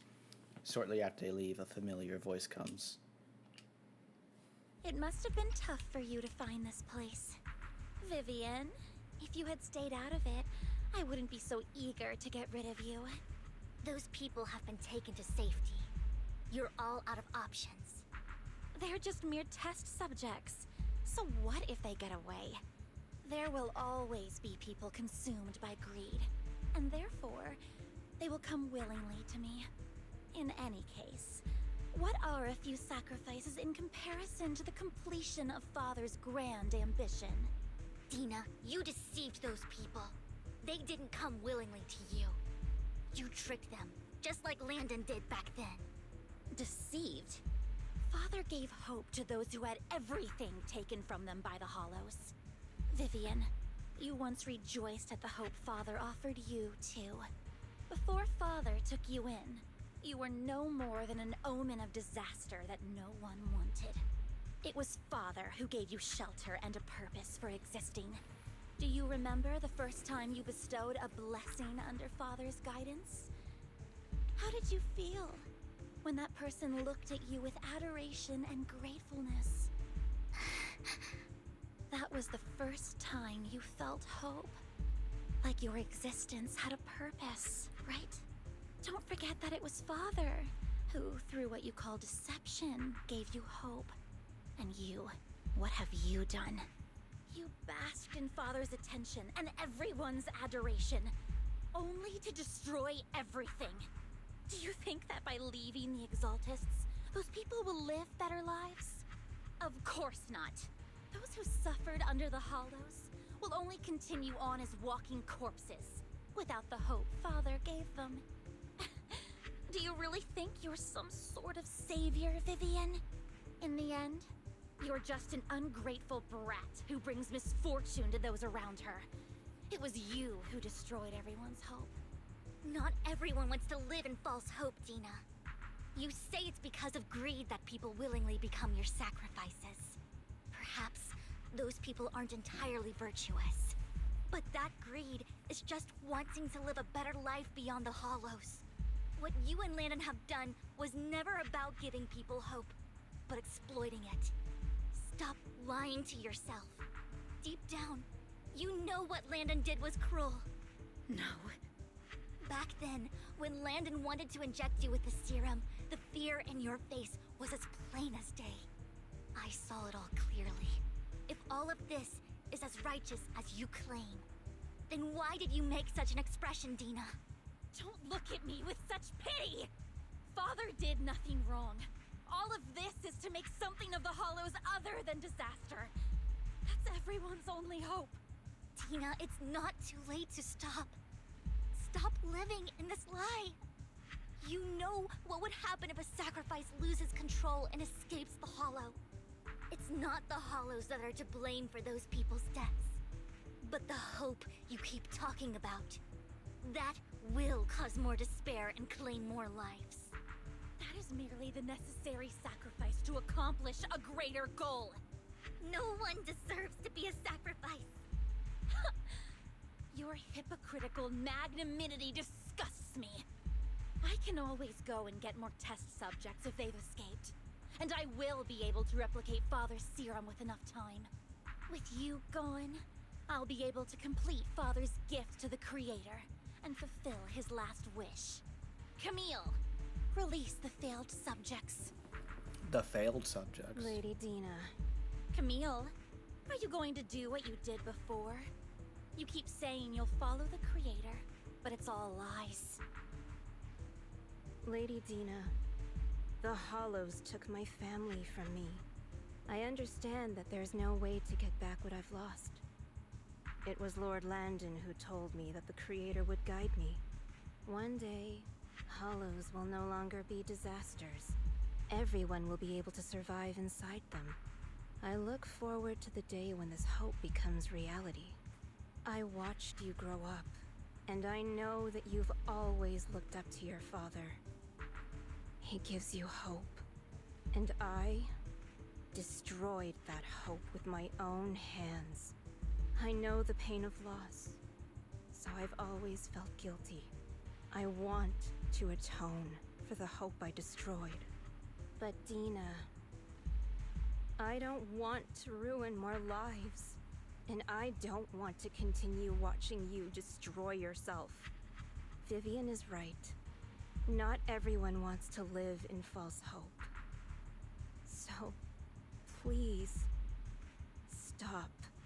Camille, are you abandoning me too? I'm not abandoning you. I just don't want to see you go past the point of no return. The point of no return?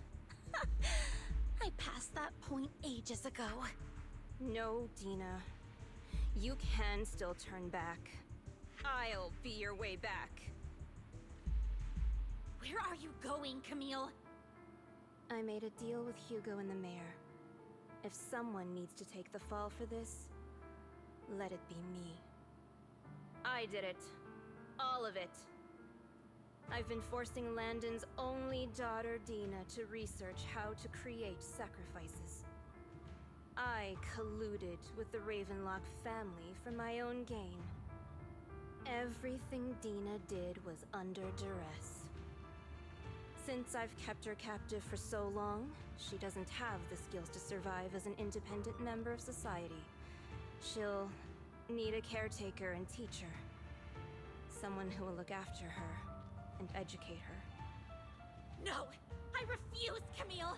I refuse to accept this! Dina, I'm going to dispose of those failed subjects. I won't allow it! You'll die! I won't allow it! You can't leave me. I command you! You've always followed my orders, and you will follow them now!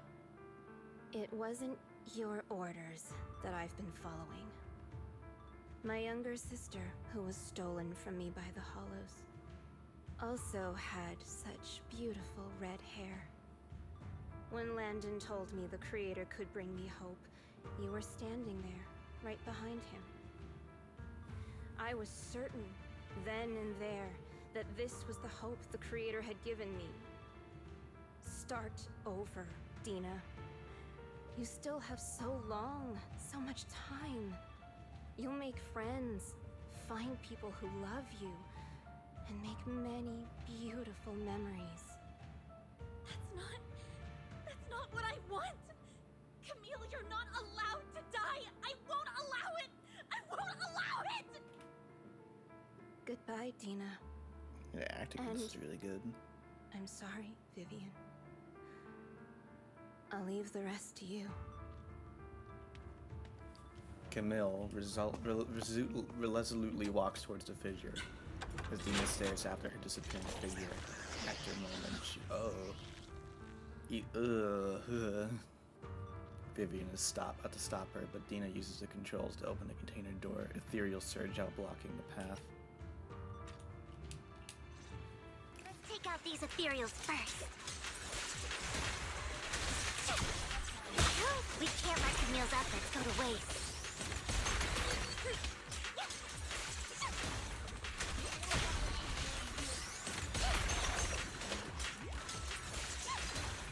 You better not get my chest.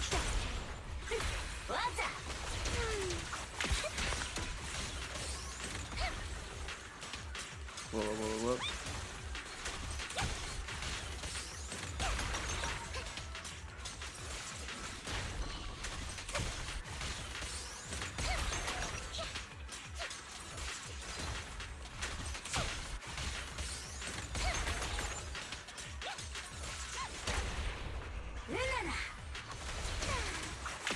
Let's go after Dina, Lord Phaethon. Let's go.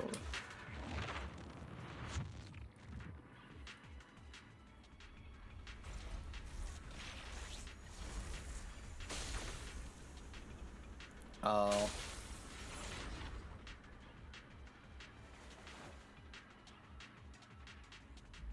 Are you satisfied now, Vivian? You were the one who brought yourself to this point. You're saying this is all my fault? Losing my father, losing Camille. I wish you had never come into my life. At first, when Father brought you home, I was happy. There are so many Exaltists, yet Father never allowed me to get too close with any of them. I never had any friends either. But when Father brought you back, he told me to take good care of you, that you were my first friend. I was also so happy the first time you took my place.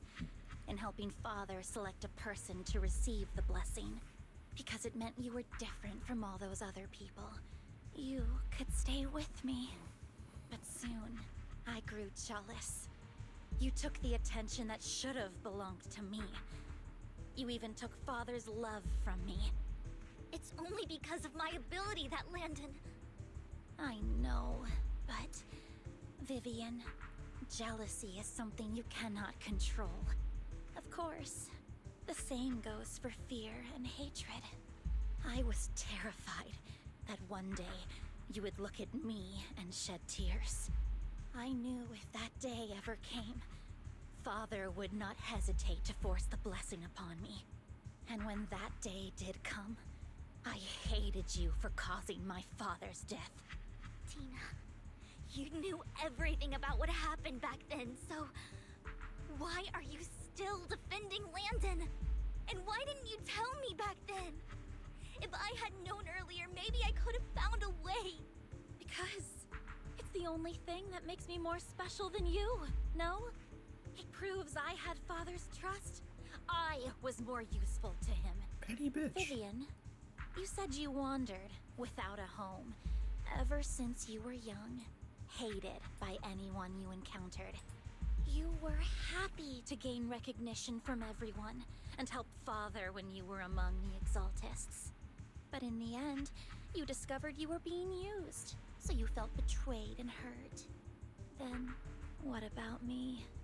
All I ever had was my father. I've never known a life outside of the Exaltists. Ever since I was young, my only purpose was to help Father select who was to be blessed. The only purpose I had was my father and the Exaltists. I've never been taught anything else, Vivian. It is what little value I have, and have ever had. In the end, you took even that from me, and completely destroyed it. You think you're doing good and fighting evil. You've only managed to affect a small part of your world. But have you ever wondered if maybe that's all there is to my world? I never wanted to hurt you. You were also my first friend. And that's why I wanted to save you back then. Save me? You and Camille all talk about saving me. Why don't you understand? To me, loss is so much more painful than death. Tina, you can start over. Everything Camille did was so you could live on. Let's leave the Hollow together. There are so many amazing places in New Eridu. This time, I'll take care of you. I've also met so many amazing people. I'm sure they'll love you too. Okay, Tina? Vivian, I can't forgive you. And I don't want to forgive you. I have nothing left. If what little hatred I do still harbor were taken from me, well, I refuse to be so pitiful. I won't apologize, Vivian. Tina closes her eyes and injects a vial of serum into her own arm. Oh boy, I was waiting for this part to happen. Soon ether crystals appear in her body, a sign of corruption. I don't want to hate myself. So I can only hate you for killing my father, and hate Camille for leaving me. That's just the kind of person I am. Hateful and despicable. I refuse to owe anyone anything. I refuse to feel regret. I won't. Vivian, I will keep hating you. I will take all who are precious to you. I will also hate Camille, so I won't do as she wished and start a new life.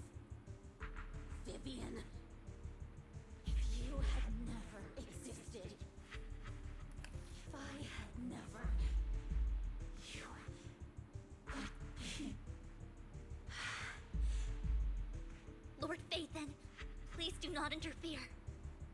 She was my first friend. I'm going to bid her farewell.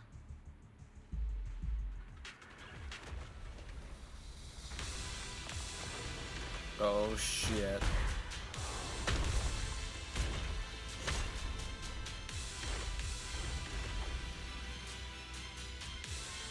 Dina, soon the pain will be over. Whoa. Ethan, don't come any closer.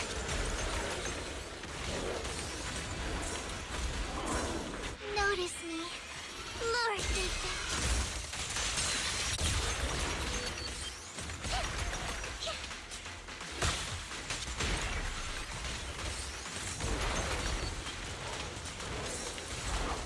This boss music though. Holy shit.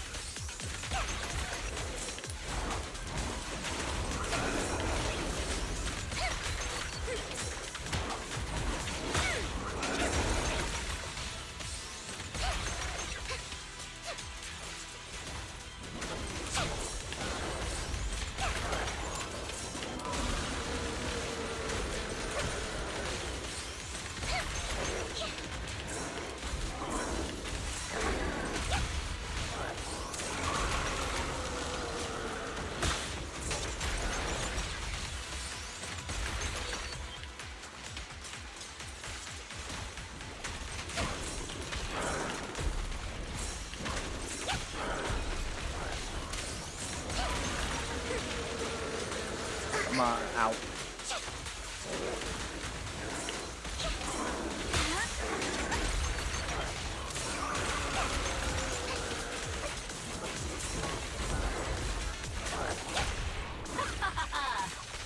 How irksome. Don't you know? Get my dress dirty and you'll pay. Dead zone.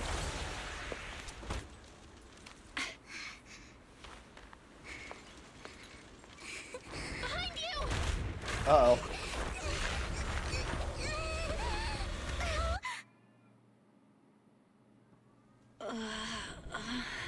What happened? What the? Oh shit.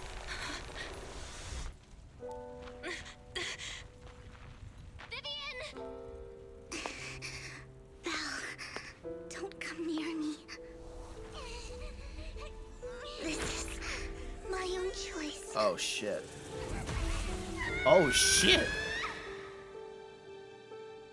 I will change the fate I saw. Vivian! I just want you to remember me when I looked my best. Oh god. Vivian! Vivian, your body. I'm sorry you had to see me like this, but I don't want to be the one that only brings misfortune anymore. No, please. No. It's so warm, and the night is beautiful.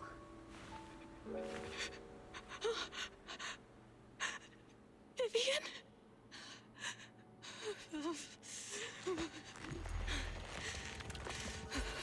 No. It can't end like this. Oh shit.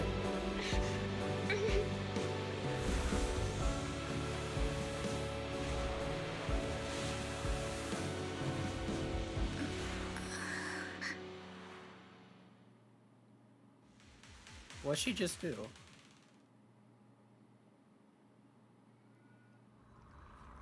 Oh.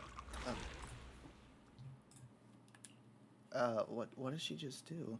Oh my god. It feels as if you had a long dream where you saw your teacher again with her familiar smile. But soon the environment and your teacher both dissolve in the water, like behind a misty curtain, blurring, then vanishing. Belle, you're scaring me. Belle, I'm so glad you're awake. What happened? I remember Vivian and I... Wait, where's Vivian? She injected herself with Landon's serum. Hugo and Lycon brought you out of the Hollow. You were in a coma and... I'm so glad you're safe. And you said Vivian used the serum on herself? But she looked fine to me, barring a couple of scratches. Hugo sent a message earlier saying he got her checked over, and she was alright. Can you recall what happened? The situation was dire, so Vivian used the serum on herself to defeat the ethereals. I saw the crystallization process starting to occur. And then I can't describe it, but I think I saw something. At the time, all I was thinking about was wanting to remove the crystals from Vivian. I don't even know what I did. But then I passed out, I guess. What happened after that? When I led Hugo and Lycon there, it was just you and Vivian lying on the ground. We didn't see anything else. Never mind that for now. Belle, do you feel any discomfort? Just a bit dizzy. For tonight, just get some rest. Hugo and Vivian said they'll come over tomorrow, so we'll discuss everything then.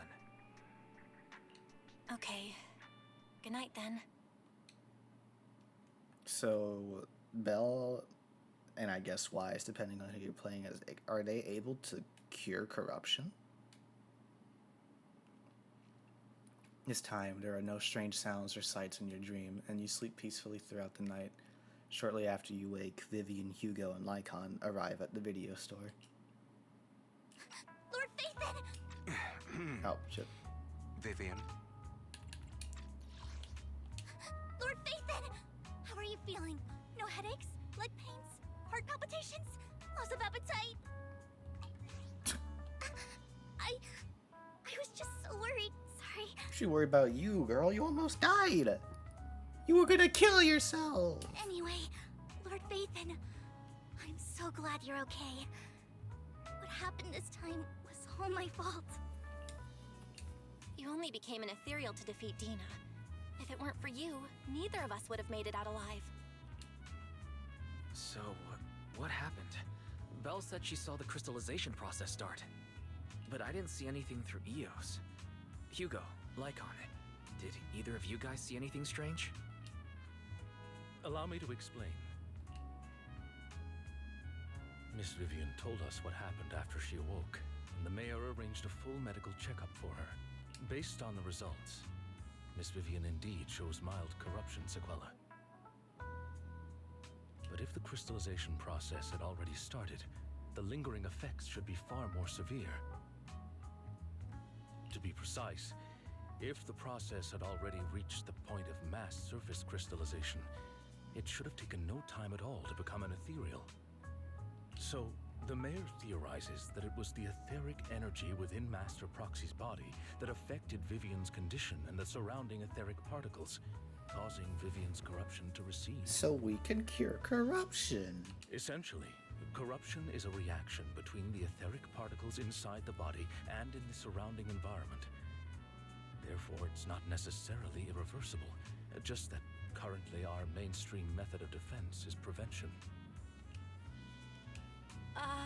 How come I didn't know I had this ability?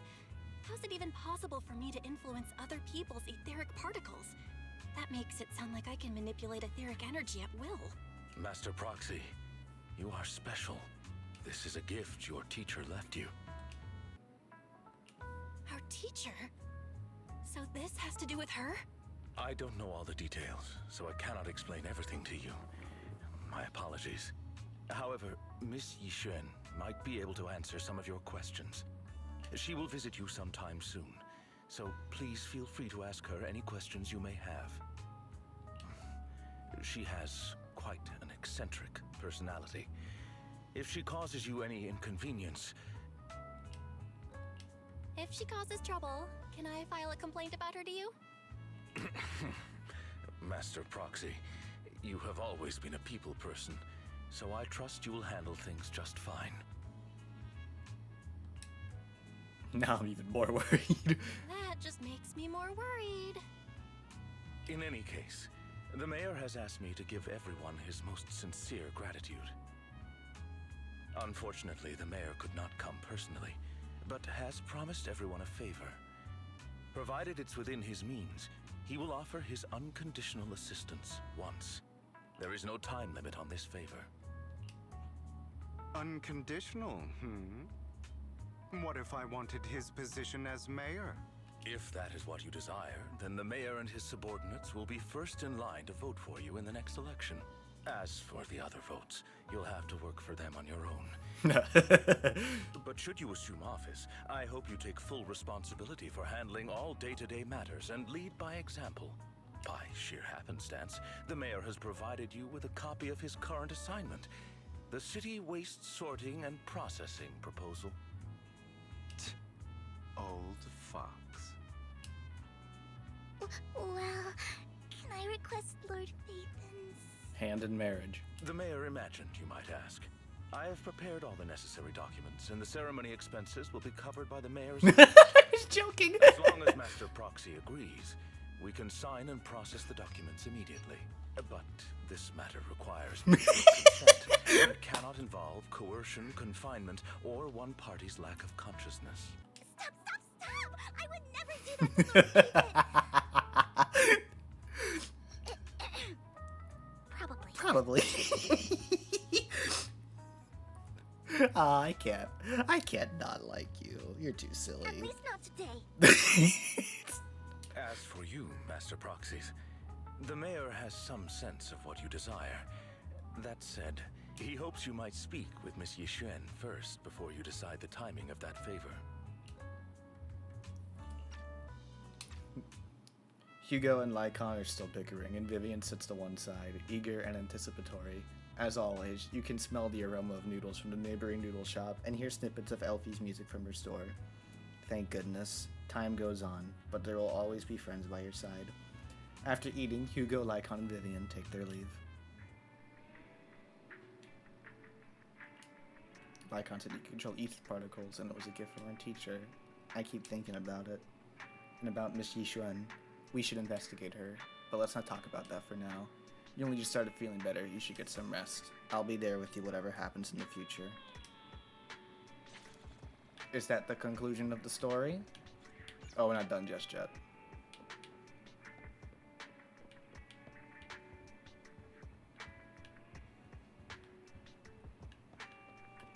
Time to go bed.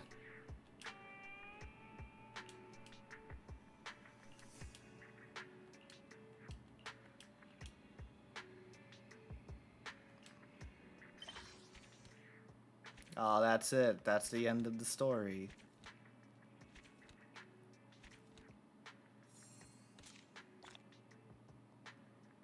Yippee. New Eridu continues to coexist with sacrifices, and neither daily life nor hidden crises ever cease. New stories in the distant horizons are surely exciting, but one should also cherish each passing day, present or past. One day, they'll become memories worth holding on to. There we go. We finished the main story. Oh, we gotta talk to Wise still about something.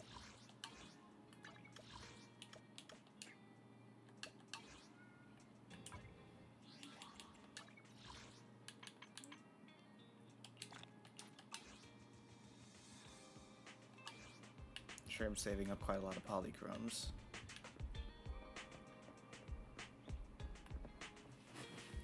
Patent.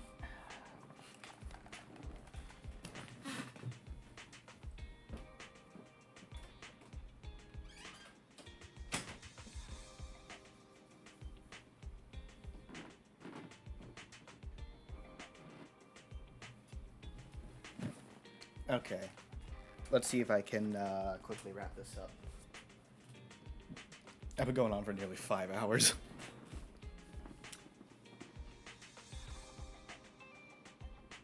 She's dressed like one of those masters of the mystic arts from those movies. Do you know her? She saved me in the hollow. You remember what the mayor said before?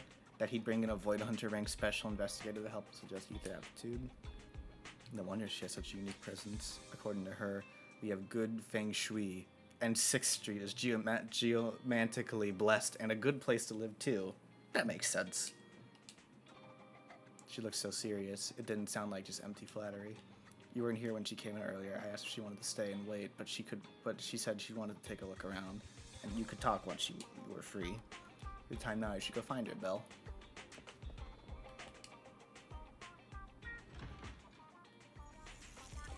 There she is.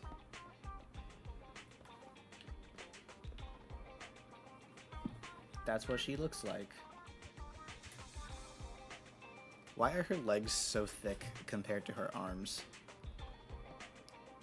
The bird is really cute, though. I did not expect that such a spiritual entity would exist here. It appears this street is a geomantic gem. A spiritual entity? His name is Howl, and I guess you could say he's a neighbor of mine. Is there something special about him? No, I was simply a bit surprised. It's rare to find such an intelligent individual of this breed. Don't underestimate huskies. Even huskies can be really smart. Howl is proof. You're right. Yet, being overly intelligent comes at a price. It must stay here for prolonged periods of time, parted from its owner and unable to move about freely. Both a blessing and a curse. However, it seems quite happy. We've strayed a bit off topic. Since you're back, let's discuss our partnership. Shui gently pets Howl's head, stuffs a few dennies into its money pouch, and then returned to your video store. Nice job. Good air circulation, excellent layout. Very suitable for a business. Your bamboo here are also very energetic. It seems your fortune is good when it comes to wealth. Didn't expect you to understand feng shui. Thank you for your Feng blessings. shui. But who exactly are you? I suppose this is our first official meeting since parting ways in the Hollow. Now that both of you are present, allow me to reintroduce myself. My name is Yi Xuan, a mystic from Yunquei Summit. Yunquei Summit. Wait, mystic? Like those people in movies who can tell your fortune and go around blessing people? This is my first time meeting one in real life. But what's Yunquei Summit? Just an ordinary sect of the mystic arts. Our disciples travel all across New Eridu and sometimes collaborate with authorities. Currently, I'm affiliated with the Hollow Investigative Association. Right now, however, I'm here to discuss a partnership in the name of the Mayflowers. So, what sort of partnership are we talking about? I have reviewed the documents provided by the Mayflowers. You previously underwent an implant surgery. After recent adjustments, abnormalities occurred. These abnormalities bear resemblance to the craft practiced by us at Yunquei Summit. If you are willing, I can teach you how to better control your abilities. Yeah, that sounds good. To better control my abilities. It sounds great, but there's no such thing as a free lunch. Since you're willing to teach us your craft, Shifu, you must want something in return, right? That's right. Mayflower will have you join me for some investigations. Looking at my divination results, this will be a complicated and very likely dangerous matter. He's still going over the details, but should have more information for you soon. You can wait until then to decide. Okay. Let's leave it at that. The weather is nice today. Perfect for going out. I just happen to need to head to the nearby store to collect something. If you're free, how about coming with me? We have a long path ahead of us, so it'll be a good it'll be good to take the opportunity to learn about each other's ways and methods. Okay. Sounds good. Then let's go. Yishuan Shifu, where's the store? It's at Lumina Square. It's called Bayon. I know that store. Oh, I know that store, but it hasn't been closed for ages now. Is it okay, Shifu? It matters not. Whatever the situation, let's head over first. It's been ages since I last came to the Janus Quarter. I'd like to take a look around. Just tell me when we're heading to Lumina Square. We can meet up there. Yishuan nods a goodbye to you and leaves 6th Street. Let's go. Well, she seems nice.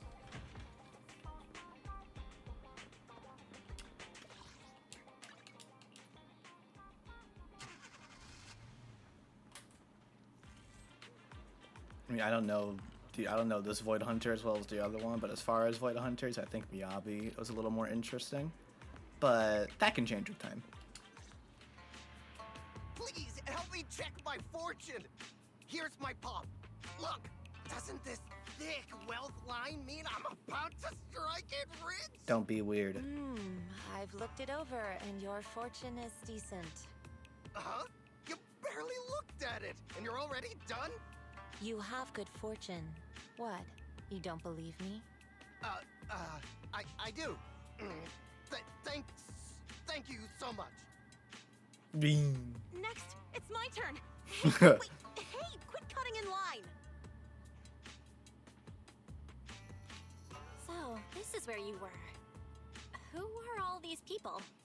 You're here, Belle? I decided to take a break. I didn't expect so many people to come seeking my divination services.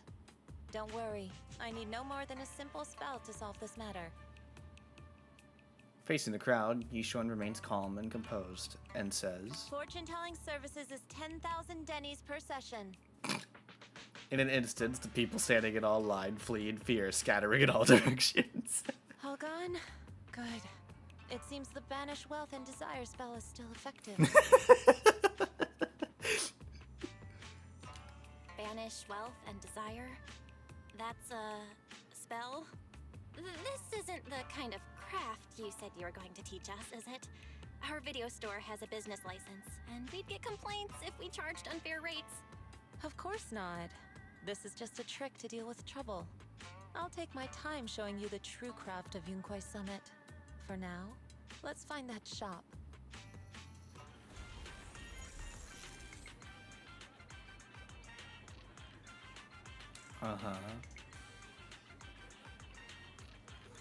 Also, all these characters really like not wearing their coats correctly.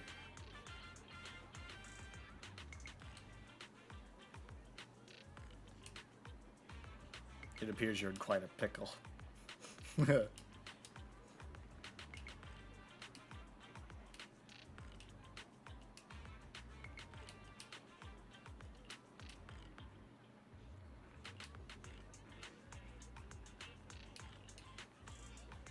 you know a place nearby that does repairs? Let me check it over first. There's no need for that. I can check it over first. If there's no major hardware issues, I can do some debugging and adjustments. Oh, we gotta fix the guy? Okay, sure.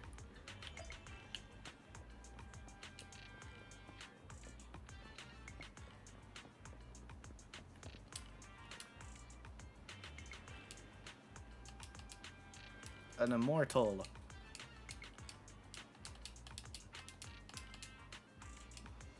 Let's look.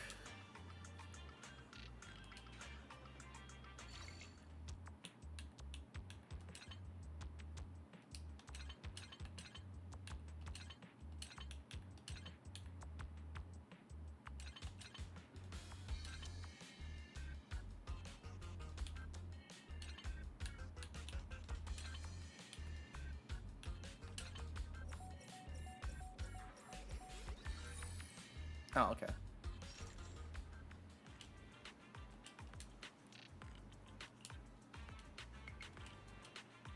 Enlightenment.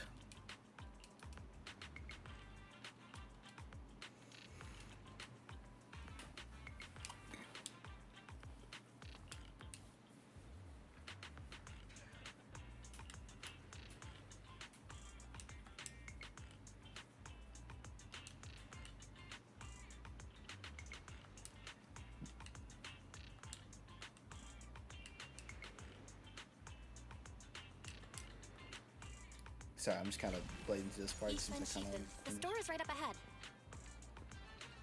Holy shit, the jiggle on the ass. Yes, this is the place. Fucking hell.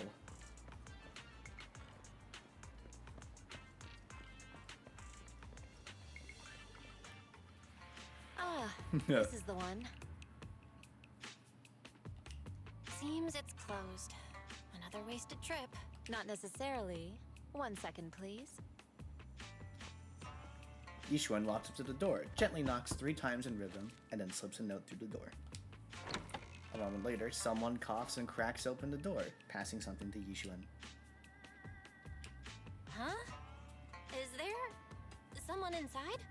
Relax. The boss prefers to do business with people they know. They like their peace and quiet, so they rarely open for customers. I'm an old acquaintance and just wanted to retrieve something. What a strange private business. Shifu, what exactly are you retrieving? Just some things needed for our future investigations. You'll know in time. Okay. Really? Shifu, I feel like you're always so mysterious. Rest assured, I'm not hiding anything from you. It's simply because the correct time has not yet arrived, so there is no need to rush. Since we've already obtained what we came for, let's part ways here. There will be plenty of time in the future. We will certainly meet again. Okay.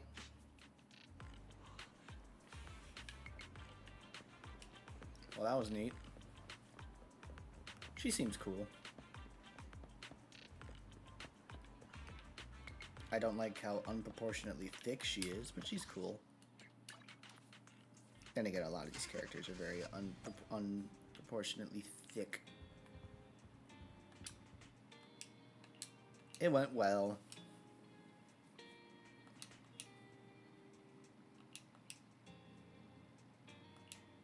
Movies are made up. That's what the exact movie just hollow. Plus, the mayor must have his reasons for choosing her to teach us. Yishuan Shifu said the mayor will have us help her on its investigation. I wonder what it is. We'll find out soon. There's no rush. Been busy recently, so you should take some time to rest and have a break. I think things are quiet again. I should keep raising our internet level. Yep, we're done. Hi, Astra. There we go. We've completed the main story.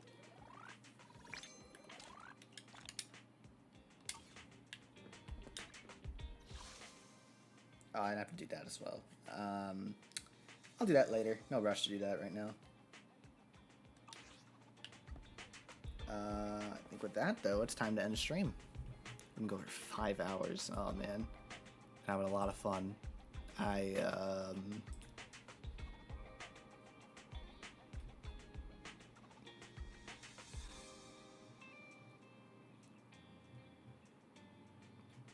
Well, apparently I'm eligible for a lot of things on Twitch. I got nobody to raid, so we're just going to go ahead and end stream. I'm not sure when the next time I'll be live is, but